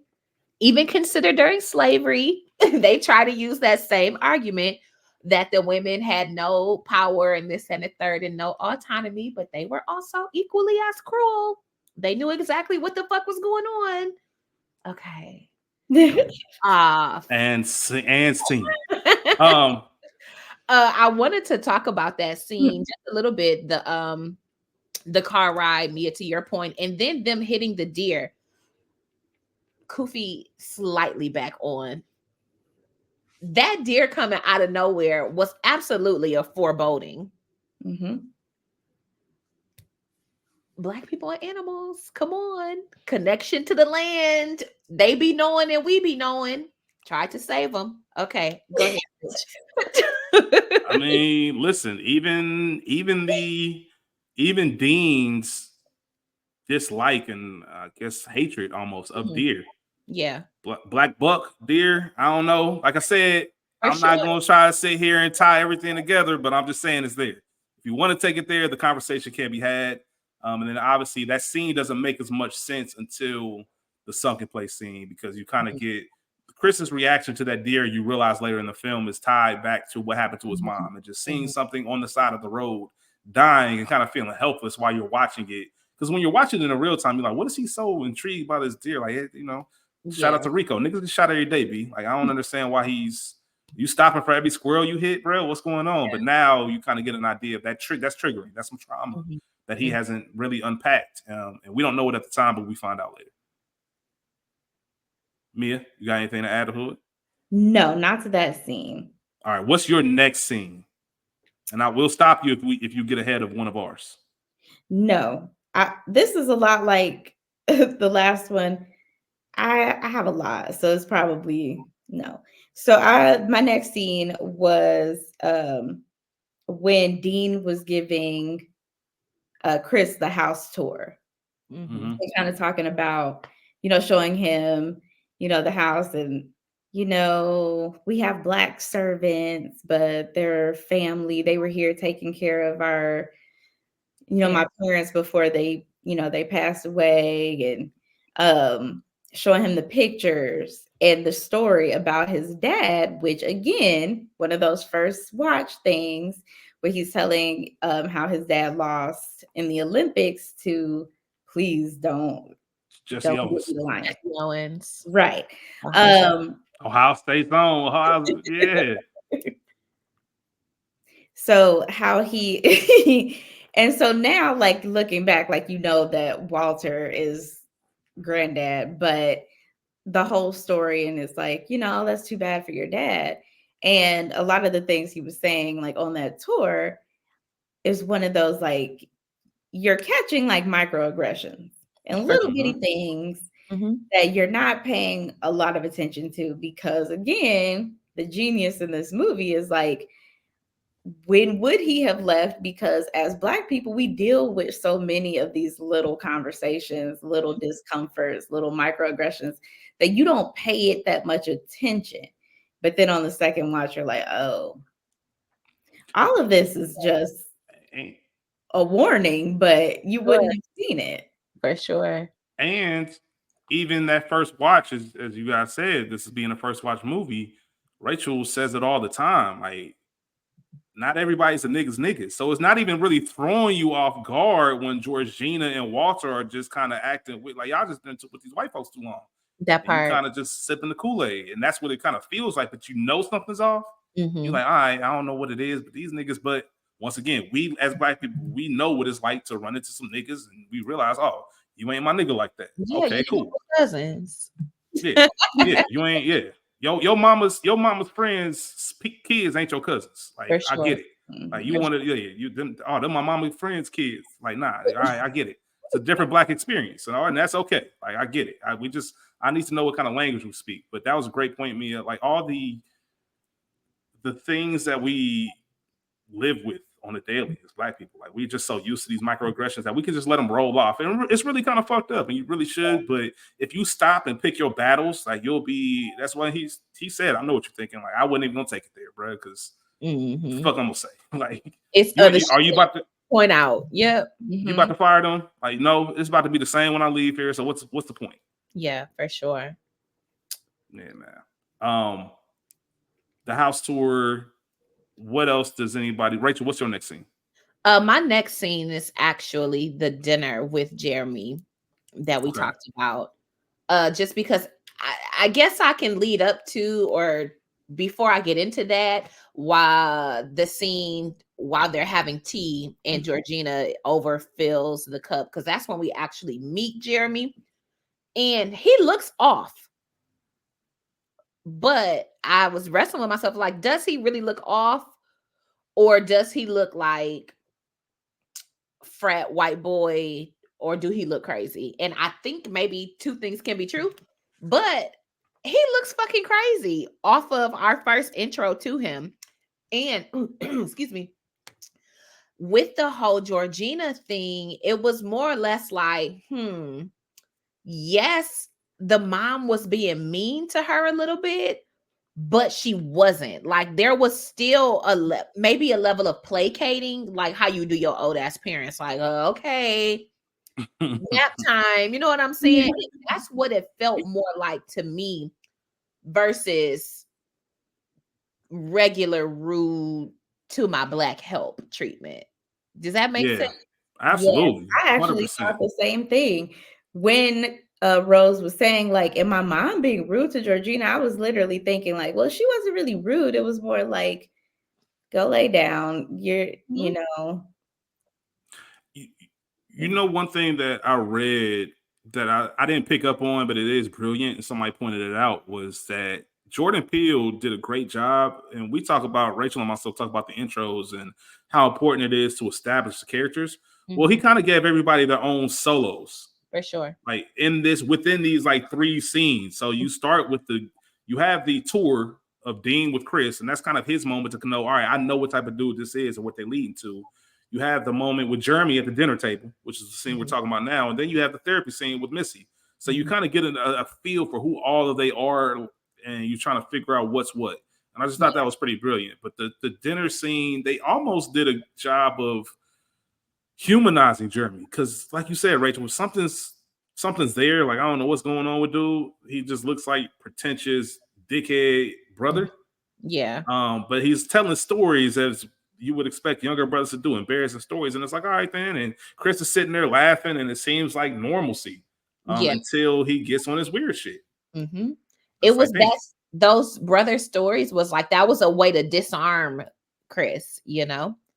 And then now here you come with the fuck shit. Yep. Eating your own toenails is nuts. Yo, see, again, we should have known the bitch is knocking on the door with her forehead, eating her toenails. Chris should have got his shit then. Once I learned that you're a toenail eater and saver, Not just whatever I bit my toe and spitted and vacuumed. These are keepsakes.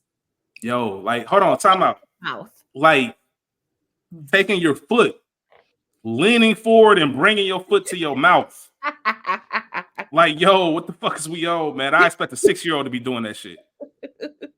Not your grown ass in high school. Putting them in a saving them and saving them. Like, yeah, that's a wild shit. Hey, 4 or 5 months ain't a long time. It's you can cut your losses. To me, that's even kind of quick to be meeting somebody's family. Traveling, especially when you're traveling. It's the one thing if I'm meeting you in passing, like we at the movies and your mama coming out and all right, then meeting them in passing, but packing a bag to go stay. I don't know these niggas like that, and they don't even know I'm black. Nah, let's go to dinner. Let's go to dinner. But that's even like a cultural thing because you ain't just unmarried pulling up to no black family house anyways. Especially sleeping in the same bed. Oh yeah, no. Not going. There's a whole separate room and area for you, bro. You're not about to be. If you can stay at the house, my brother, you're in the basement. You're not in this. We all saw listen. We all saw Meet the Parents, right? That's how it's normally done. They had a black Meet the Parents. Robert De Niro had a black household, right? Okay. You not only just stand down the hall, you stand all the way in the basement, bro. Right. Like you're not fucking with pancakes. Well, he has experience. Hey, listen. Shout out to Bobby D. Bobby D ain't seen a sister. He ain't like. What the fuck y'all got going on over here? I'm sorry. I didn't mean to cut off the dinner scene. Do we have anything else to say about it? No, that's it. Just that, again, we talked about it at the intro, so we don't have to spend a ton of time on it. Just, again, for me, that would have been my outro to this house, to this weekend.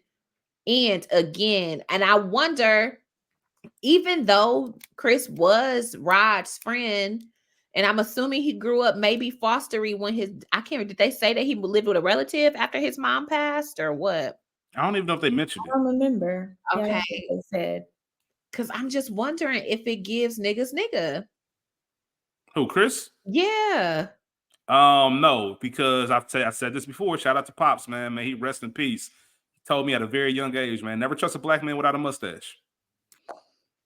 Fair. And I don't think it's coincidence that Chris was babyface in this film. My lord. I'm just saying, like, that's just some shit that you just don't. And Rod tried to tell him, Nick, I told you not to go to the white folks' house, bro. Yeah. This is not, it just doesn't seem like the move. Ooh, you got to be more careful. That's got it. To be more careful. It just was crazy as hell. At your point, I felt like Jeremy's approach, yes, we know he's aggressive. Yes, we know he's ridiculous. Yes, we saw him drag Lakeith's character, Dre/Logan. Howsoever, I do feel like the family wasn't fucking, at least the parents weren't fucking with his approach that night. Like, you doing too much, like you making it hot for us. I felt like that a little bit. Yeah. So I actually, what I took from it is the mom specifically is because you can't don't damage this body. We're trying to auction him off. Yeah. That's crazy. That's crazy to even think about. You know, when he gets up and goes to stand behind Chris, and the mom is like, Jeremy, like she put on them, and he's like, and he said, I wasn't gonna hurt him. Yeah. You know, that doesn't click either on the first watch because it's like, what do you mean you wasn't gonna hurt me? Boy, you think you can? Hey, listen. That would have been my response because he said that shit in front of me. Like, fuck you mean? You wasn't gonna hurt me regardless, bro. Yeah, you wasn't gonna hurt me, but it was because the mom is kind of like, no, we need this body to be intact after our auction. I ain't gonna hold you. That's one of those few moments where I always debated: does the mom have Jeremy under hypnosis as well? Because he just quickly, as soon as she said his name, he just kind of like snapped out of it. I was like, all right, bet. I think it's more what you just said, Mia. But for a split second, it almost makes me think like, damn, is she controlling this nigga too? I didn't think so. I think that's just was mama voice. Yeah, Jeremy don't seem like the type of nigga to give a fuck about mama voice. For all intents and purposes, now you got to remember to go.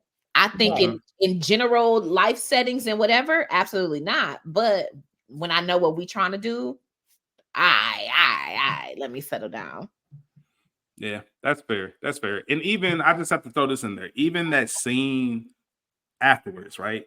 When they're in Rose's room, she's brushing her teeth and she talking about my man, he don't even say that. And Chris is just sitting there like, like it reminded me in a very subtle way.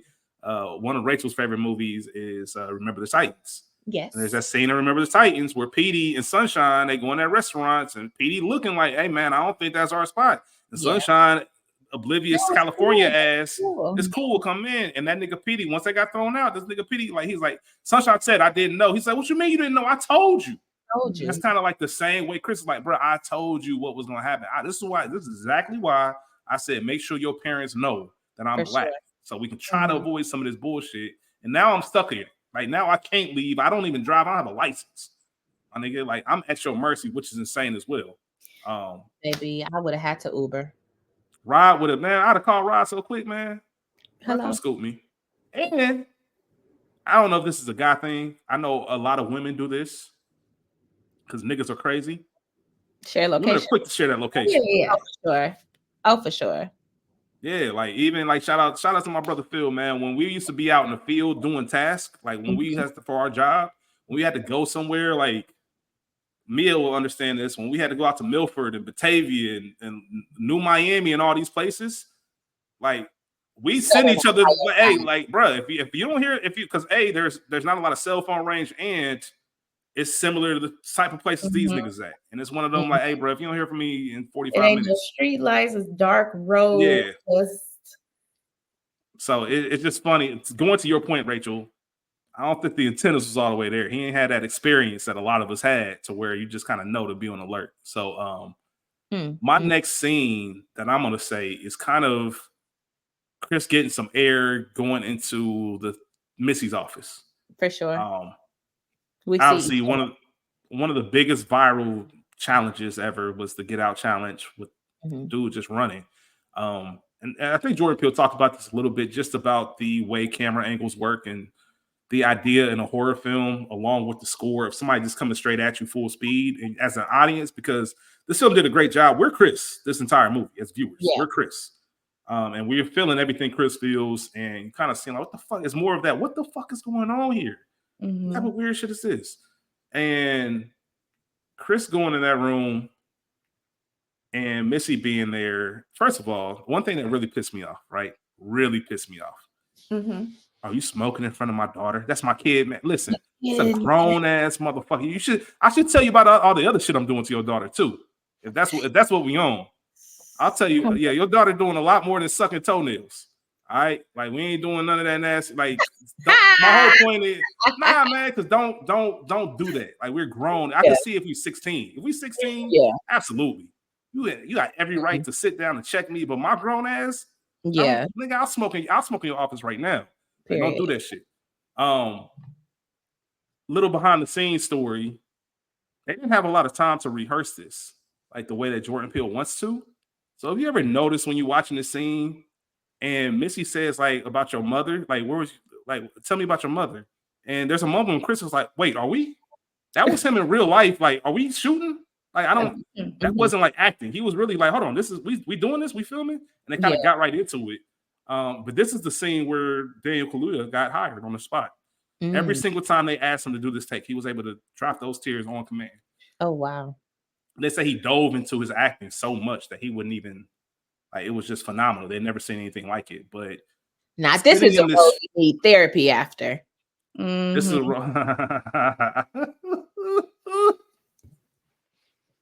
shout out to Daniel's co-star in another movie. Rachel throwing. You know what, you guys? Rachel being funny, but I ain't gonna say it. If you know, you know. I caught that.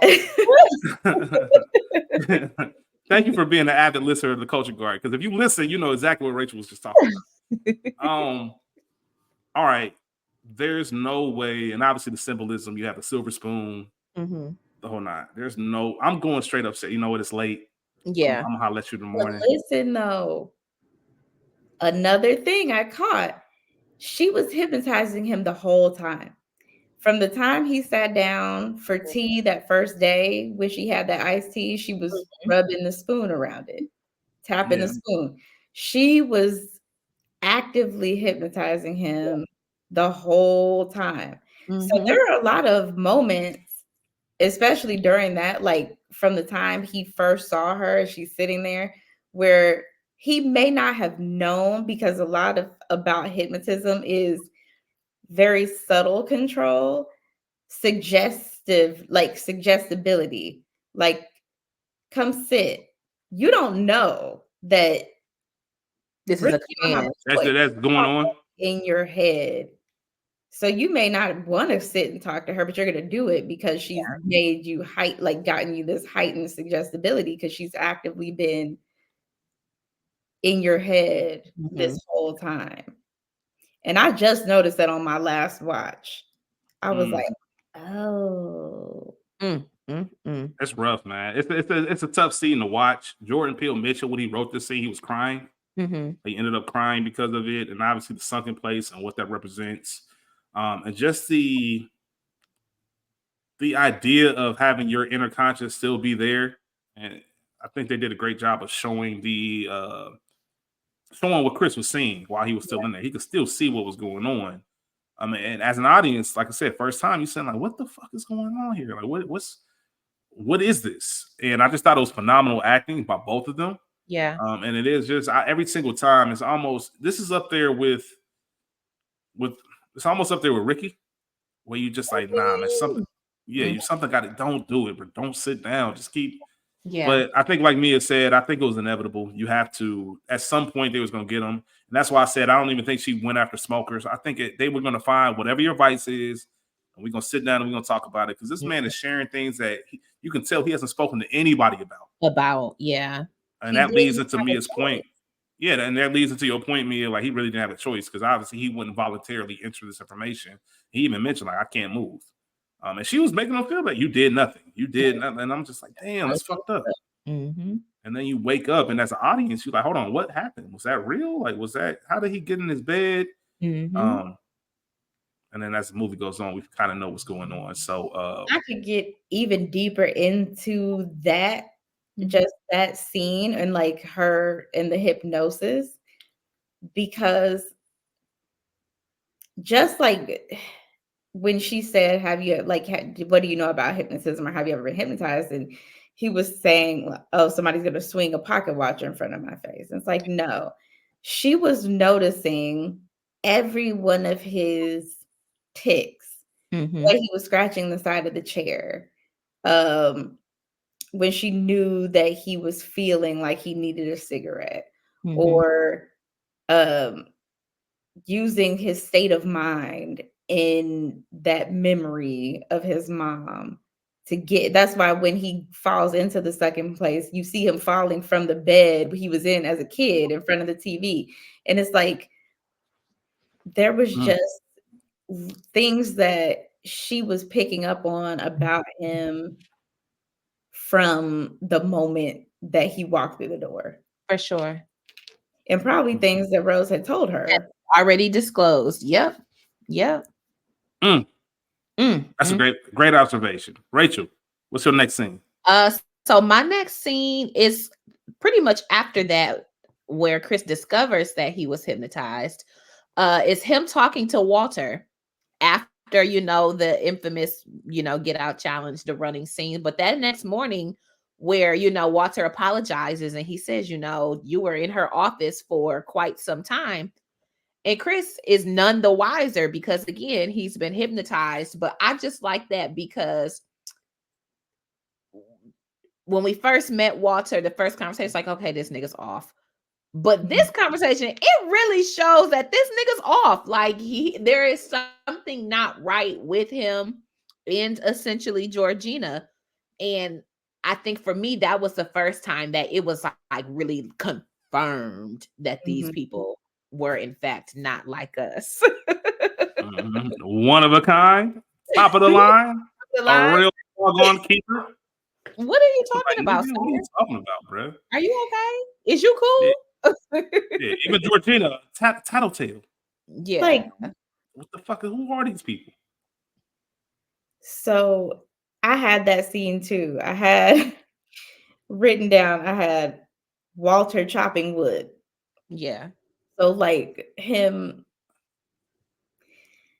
and it's just so crazy the way that this movie, like I keep going back to the first and second watch because he talks like somebody's white grandpa. For sure. And it makes For and sure. it makes sense after you see it. And talk about hiding in plain sight. The small stuff that you don't even pick up on. There's moments you see how much property that they have, the Armitages have. Yeah. He's using the old school 1940 lawnmower. Like he's just chopping. Like there's no way a real gardener would not have a riding lawnmower and all this other stuff. Like there's just certain things. Like you're not a real house. You're not a real groundskeeper, bro. Yeah. The same way Georgina ain't a real house. Like it's funny when you see it, but you don't think about it during that first watch. Mia, what's your next scene after they talk? Okay, after that, I have the party starting, the garden party where the people start coming in and they're all just treating him like an item. For sure. Like a zoo animal. I wonder. All right, we didn't talk about this, and I'm sorry, Mia. We're gonna get back to the scene, but I'm just thinking about this in real time. When they were first sitting down having tea outside, they casually throw in like, "Glad you came up for the get together." I forgot. Oh my God. I'm wondering if either one of you, if you hear that, like I'm already uncomfortable, and then I know there's a get together here. Does that trigger you at all to be like, or is it like, or is there a little bit of ease? Like, you know what? It might take away the awkwardness of being like, maybe they can be entertained by other shit, and I can just kind of lay in the cut. I think I don't like surprises. Yeah, I think both. And again, Rose was doing her big acting. You know what I'm saying? Incredible. I totally forgot that it was this weekend.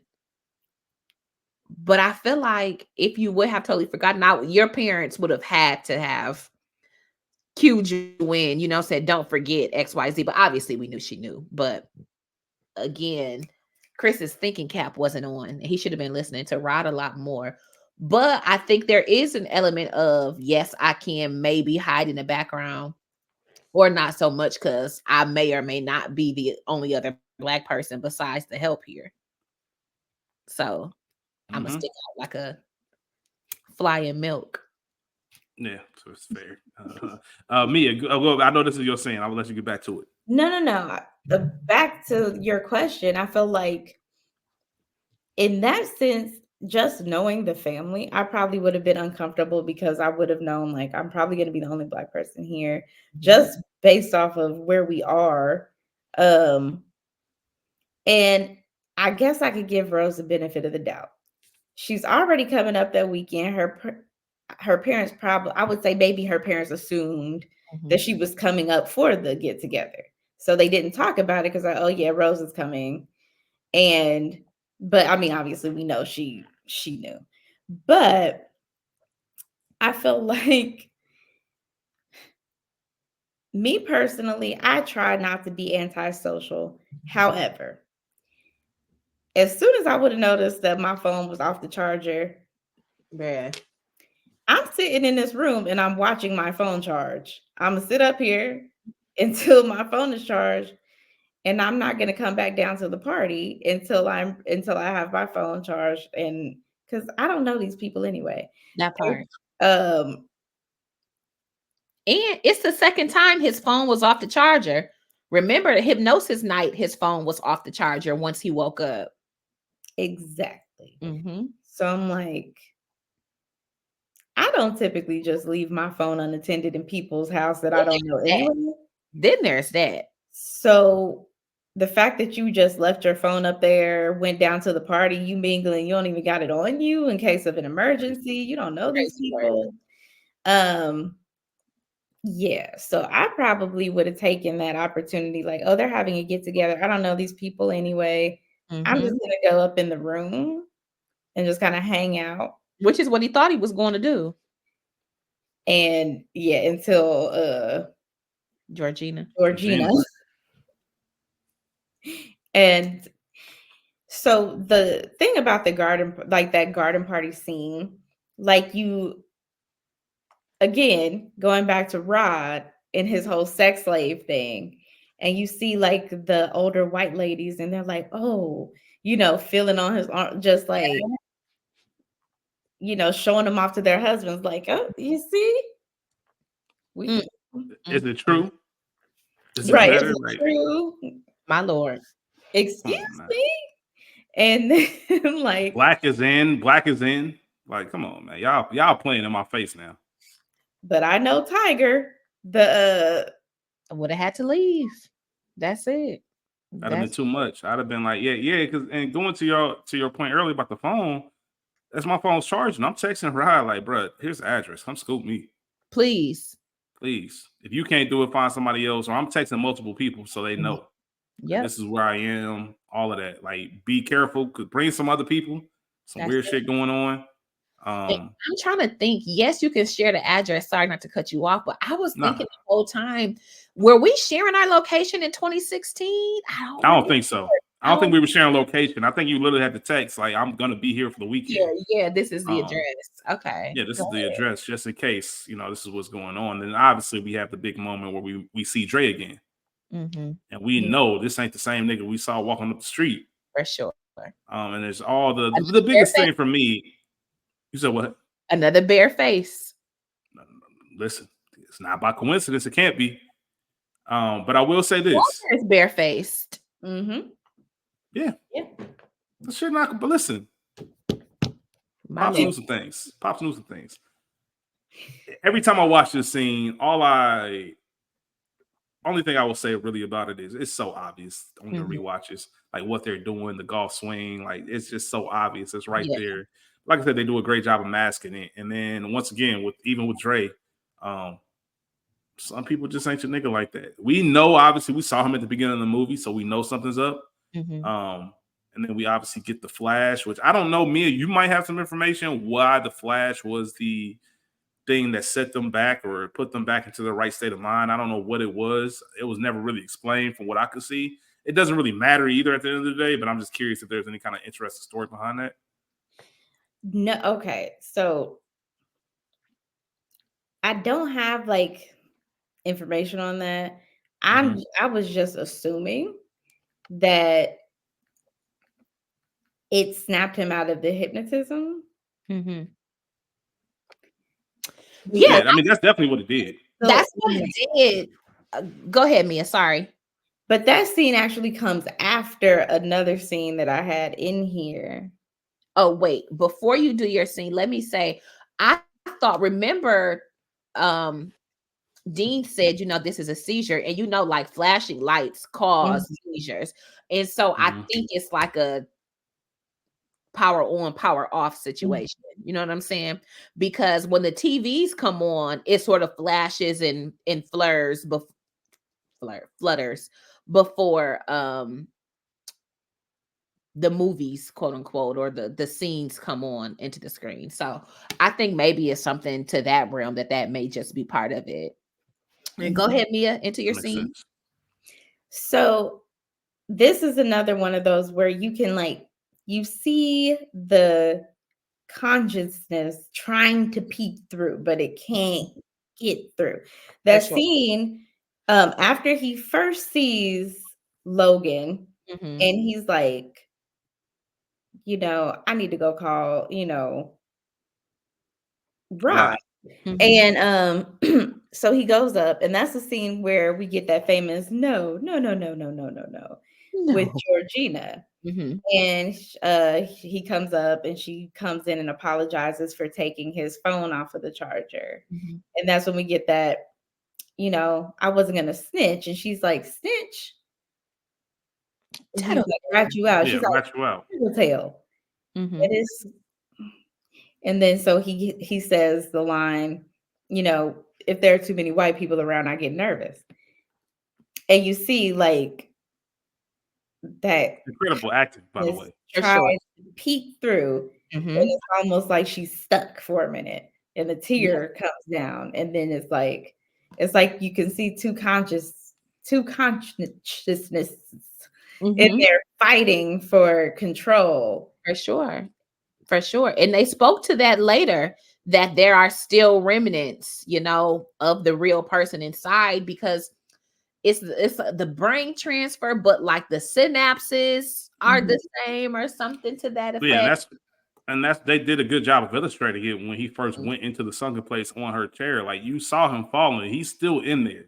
Like, he can still see. He just doesn't. That's his life. That's his world. Yeah. Like, it's almost, You're a this is passenger. where I'm gonna be forever. Yeah, sure. absolutely. And unless somebody flashes it out. So, and obviously the classic Get Out scene when he does do the flash, and Dre's like, "Get out," nigga. Like, get out.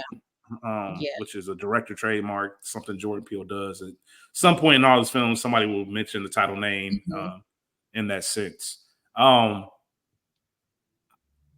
going to just say my last scene is really just the last 40 minutes of the movie. I got I don't know if y'all want to break it down. Everything.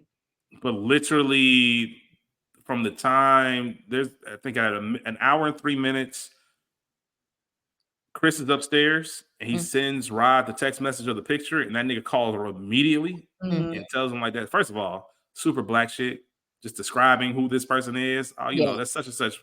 Veronica's people. Veronica from who? The movie theater at the L8. Oh shit, I knew that nigga. And just kind of putting those pieces together. And then he finds, as I mentioned, he finds the box. Right. And I said it before, the tension in this scene as you're watching this for the first time, and even after you know what's going to happen, but seeing, and then obviously you're going through these pictures, all right, and then you see Walter, then you see Georgina, like, what the fuck?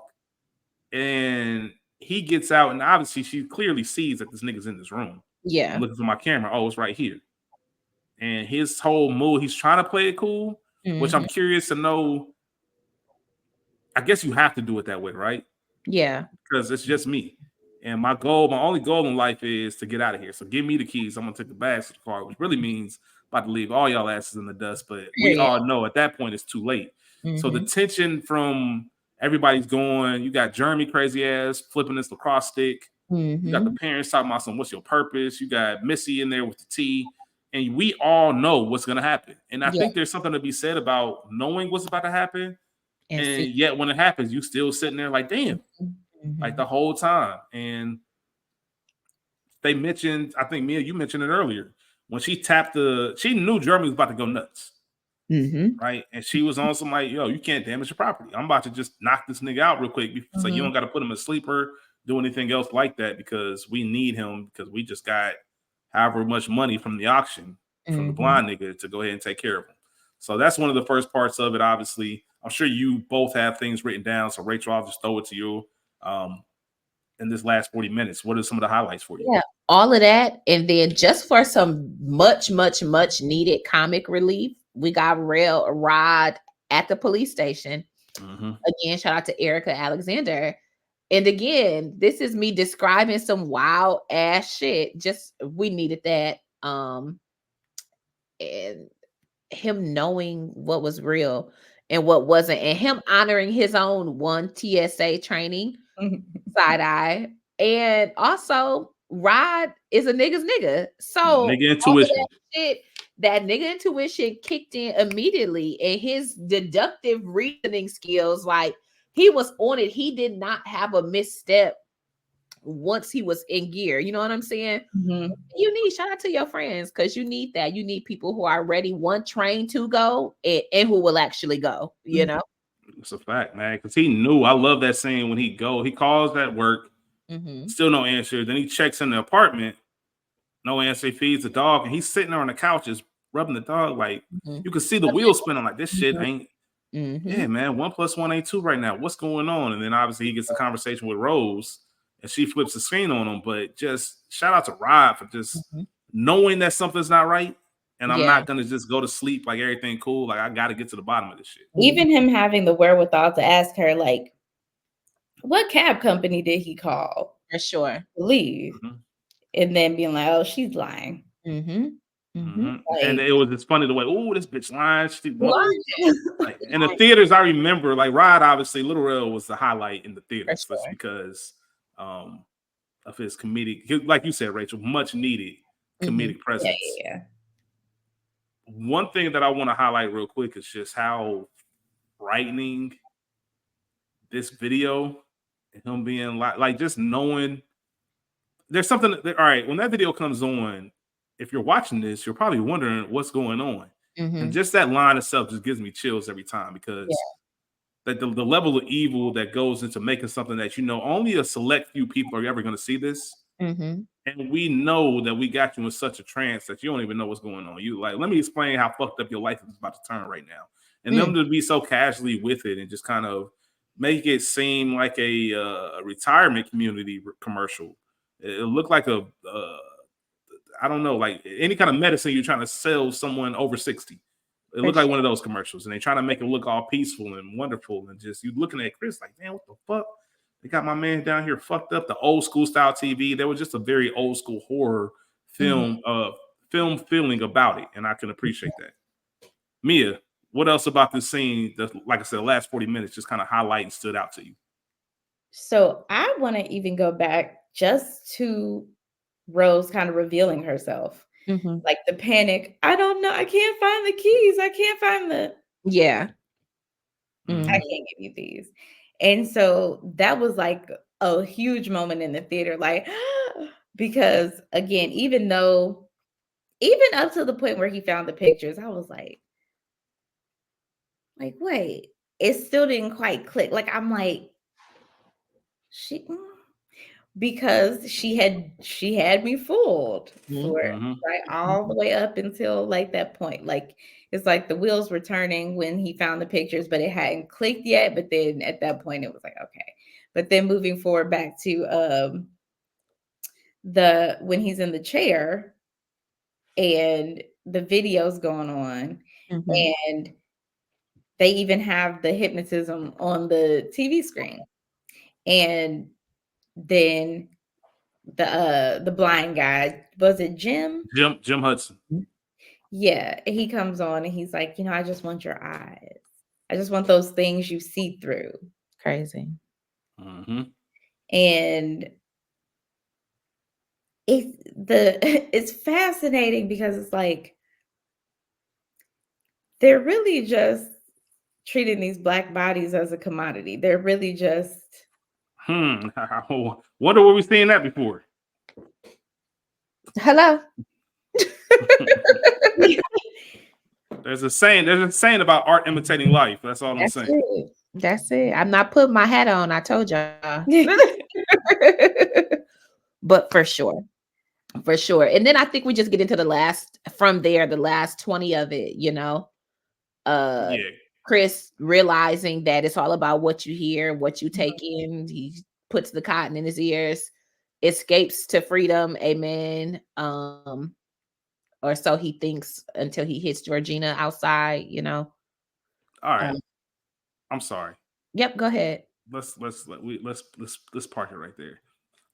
Obviously, incredible moment when you realize this nigga had to pick cotton to save his life. Obviously. My Lord. Cracks Jeremy's skull in, kills Dean with the deer antler. I know the answer to this, but we have to just say it for the record. Neither one of y'all niggas stopping for Georgina, right? I don't care how hard I hit her. No. Ain't no way. But so here's the thing, and I understand, quote unquote, why. Even though he knew that she was maybe not the grandmother, but knew that she was some sort of avatar, I think that maybe he thought he could flash her into her old self if she woke up. You know what I'm saying? I don't think that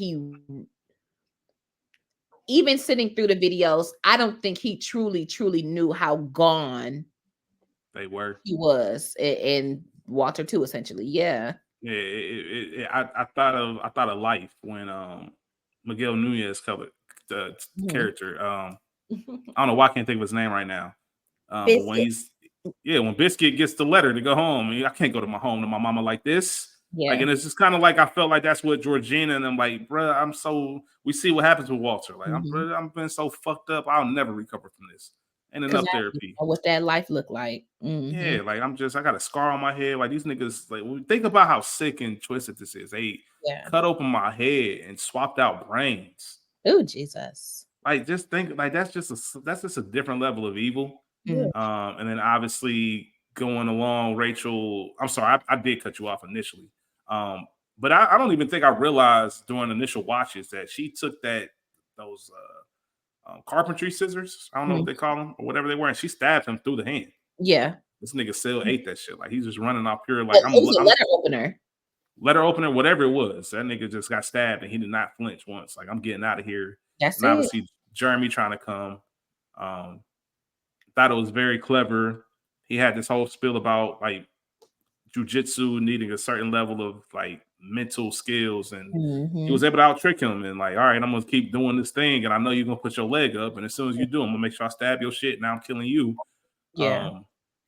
And then obviously I'll let you two take over just the ending and just that there. I don't think I can't remember. I had to sit down and think about it. Just a larger sense of relief. I think of unison in the audience of when that siren. Yes, because Chris kills them, and you think it's the police because he called the police. And you think, damn, all these white people dead. Chris choking out this white girl. Yeah, we know what it's gonna be. For sure. Obviously, you see that airport on the door, and the whole. I remember. I told you I remember a lot about the experience.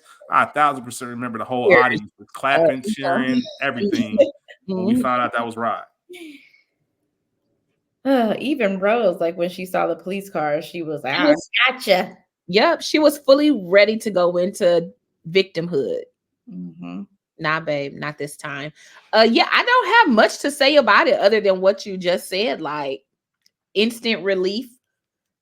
Shout out to Chris for having the wherewithal to be able to reach his phone and snap Walter out of it before killing him. You know, Walter got his look back. Shout out to that. Rose deserved it. Sad that he had to kill himself, but again, I understand.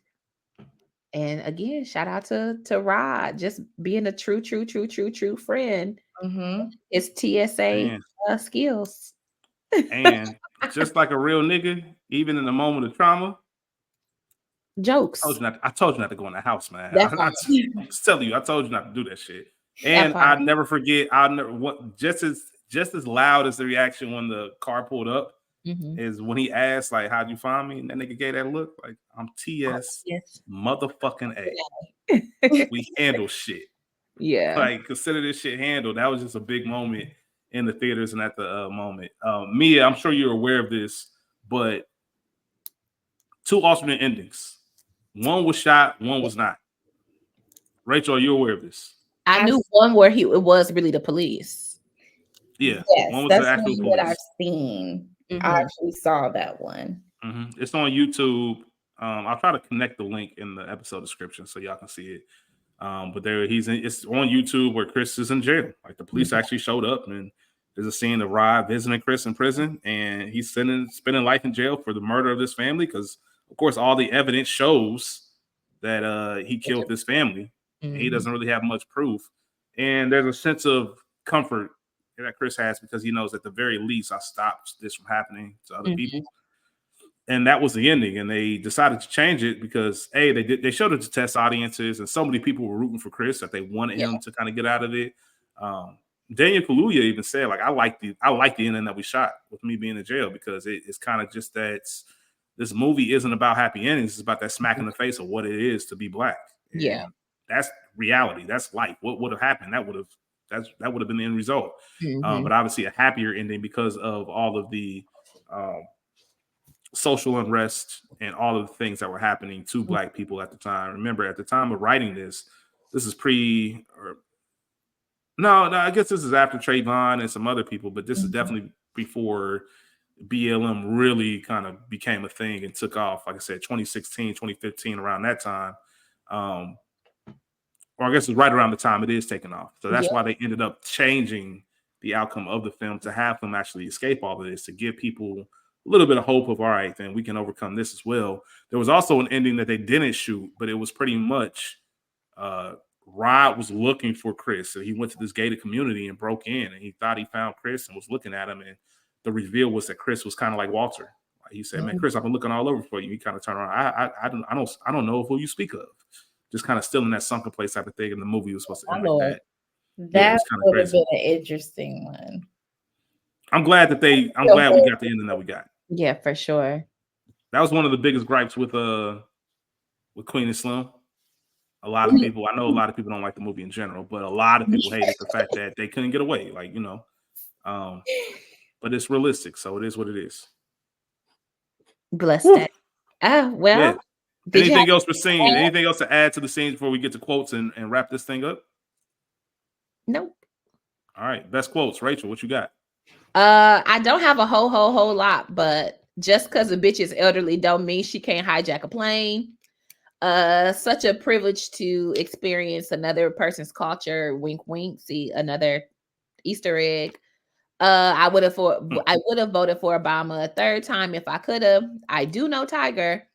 I don't care if the bitch is Iyanla Vanzant. Bitch can't fix my life. Obviously, no. Old white girl say get you every time. That's all. Facts. Yeah, always TS motherfucking A. Okay. Mia, what you got? The only other one I have is the next 9/11 is going to be on some geriatric shit. And then when there's too many white people around, I get nervous. Yeah. Only thing I have on that is just an addition. It's not when Dean said it. Rachel already said the quote about the Obama. It's not when Dean said it. It was when Rose said it at the beginning, because after she said it, she said, like, the love is so real. Like, that line by itself, I'd have been like, man, I ain't going. As soon as you said, like, the love is so real, I'd have been like, I ain't going. I'm like, I'm cool. I'm cool on all of this. And then lastly, after the Georgina scene, when she apologized for unplugging the phone, this bitch is crazy. Because we've all been there before as well. Scene stealer, I think there's only one obvious answer, but I'm curious to know what yours are. Rod. Little Rod is Rod. Yeah. Obvious scene stealer. He stole the show on this one. Things that bother you. I know we spoke about a few things. Anything that you want to highlight? I already said it. I have one that kind of goes back to yours, Rachel, which was, okay, so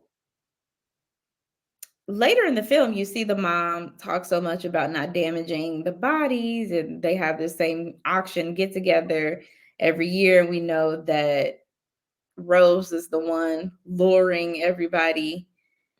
So why was Jeremy jumping him on the street? Why didn't she just bring him out the same way that she did? Well, remember in the when Jim is in the video, he's saying you're one of the lucky ones because you got Rose. I'm sure her approach is much better than Jeremy's. Oh, okay. Got it. So to that, it's not necessarily a thing that bothered me, because it really just occurred to me when you said that, is if they've been doing this, where is the other niggas? Are they the help that's at home? They're in the so kind of the same way that Logan was, there with his wife. I feel like they just kind of go home, like to whoever white person's house that they, I know, I get that, but if they've been doing this, where are those other bodies that were in the pictures? I always wondered that too. That was all my things that bothered me. It said, why weren't all of these missing Black people traced back to Rose, because she was using her real name? Like, I wonder if it was, I think obviously they couldn't show us in the film because it would have been too obvious. Maybe.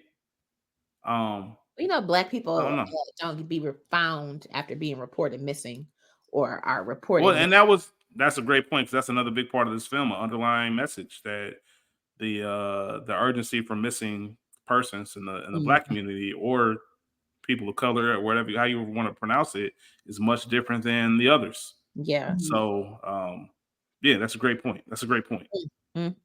My Lord. Yeah, it's wild, man. I've already talked about the things that bother me. I don't really want to go too much into it deeper, but yeah, a lot of this shit just I wouldn't have went for. Yeah. Any actors from The Wire? No. Wouldn't let that happen to me. I wouldn't even be there. Told you about fucking with the white girls. I wouldn't have even been in the situation to begin with. Because meet your family, what? Come Huh? Trivia. I talked about a lot of it. There's a ton of stuff. I do. If you are curious and interested in the film, by all means, please look up Get Out. You can Google oral history of Get Out. You can just go to trivia of Get Out. There's a ton of information for you to deep dive in. Way too much for me to even kind of share or start. I don't know if there's anything interesting you wanted to add, Mia, because I know you look into stuff like this. Goodness, there was so much trivia.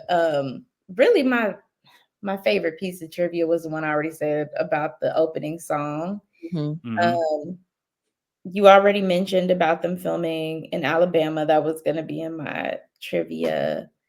And I didn't really have too much else. That's pretty much it. There's a ton of it out there. Trust me. So look it up if you like to. And we're going to land the plane. One other thing. The Rod character is because Jordan Peele had like a soft spot for TSA agents.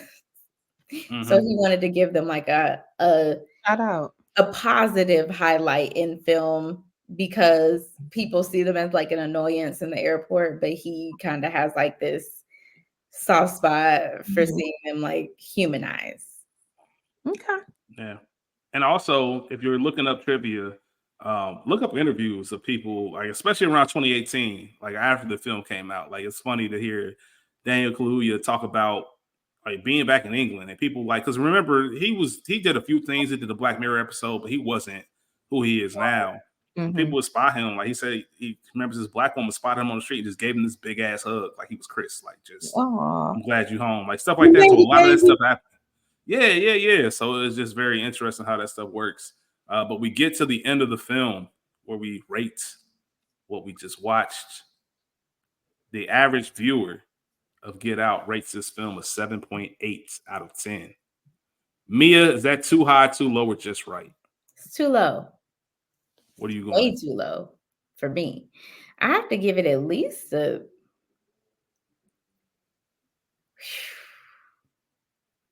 I have to give it at least an 8.9. Creeping near that 9 territory. Ray P, what you got? That's high. That's 8.2. I mean, what'd you say? 7.8. 7.8 is too low. I'm gonna go 8.3. Listen, I promise we don't do this on purpose, man. I promise we don't talk about this shit. Me and Rachel just lined up like that. 7.8 is too low. I exactly on my notes put 8.3. I think 8.3 is appropriate for this film. From a film perspective, cultural impact, I think is in the 9s, but for sure. Just from me sitting down watching it again, it's 8.3. Like I said, I talked about the brilliance and just making sure that you still keep that same tension and those same emotions, even though you know what's going on. And obviously, it led to a great start for Jordan Peele's career as far as his directing style. And lastly, a rose, the bouquet, or the whole damn garden. I'm going to go on a limb and say all three of us are going to give it the whole damn garden. For sure. Yeah, I think it earns its place. It's a classic. It's like I said, it was an instant classic. It's still unlike anything that I've really ever seen outside of Karen. So y'all can check that out when y'all got the time. But no, in all seriousness, thank you for everybody for tuning in. Mia, obviously, thank you for joining us. Thanks for coming. Thanks for being yes, absolutely second annual Halloween episode. Please check her out on Childish Grown Ups, so as well as Mo and Ash as they kick things off there, releasing every Tuesday. Please remember to subscribe. Rachel, myself, y'all know we got a ton of stuff going on. Check the link tree, episode descriptions, all of that kind of stuff. Oh, it's funny. I got to talk to you about something, Rachel, because I just noticed something, and I'm like, I got to show this to Rachel because this shit is crazy. It's something that we got to do. We have to do something when we got y'all because. And I'll explain it after we finish recording. But other than that, we appreciate y'all. Thank you as always. We will be back next week with episode 100. Crazy. Check out the social media feed for Instagram. I don't know why I said social media like we got multiple pages. Check out the Instagram page because we will probably announce something. We want to do maybe an Instagram live, just kind of do a little lead up to our 100th episode. But thank you all for tuning in. With that being said, y'all be cool. How y'all be cool? Peace out. Bye. Oh, bye, y'all. Peace.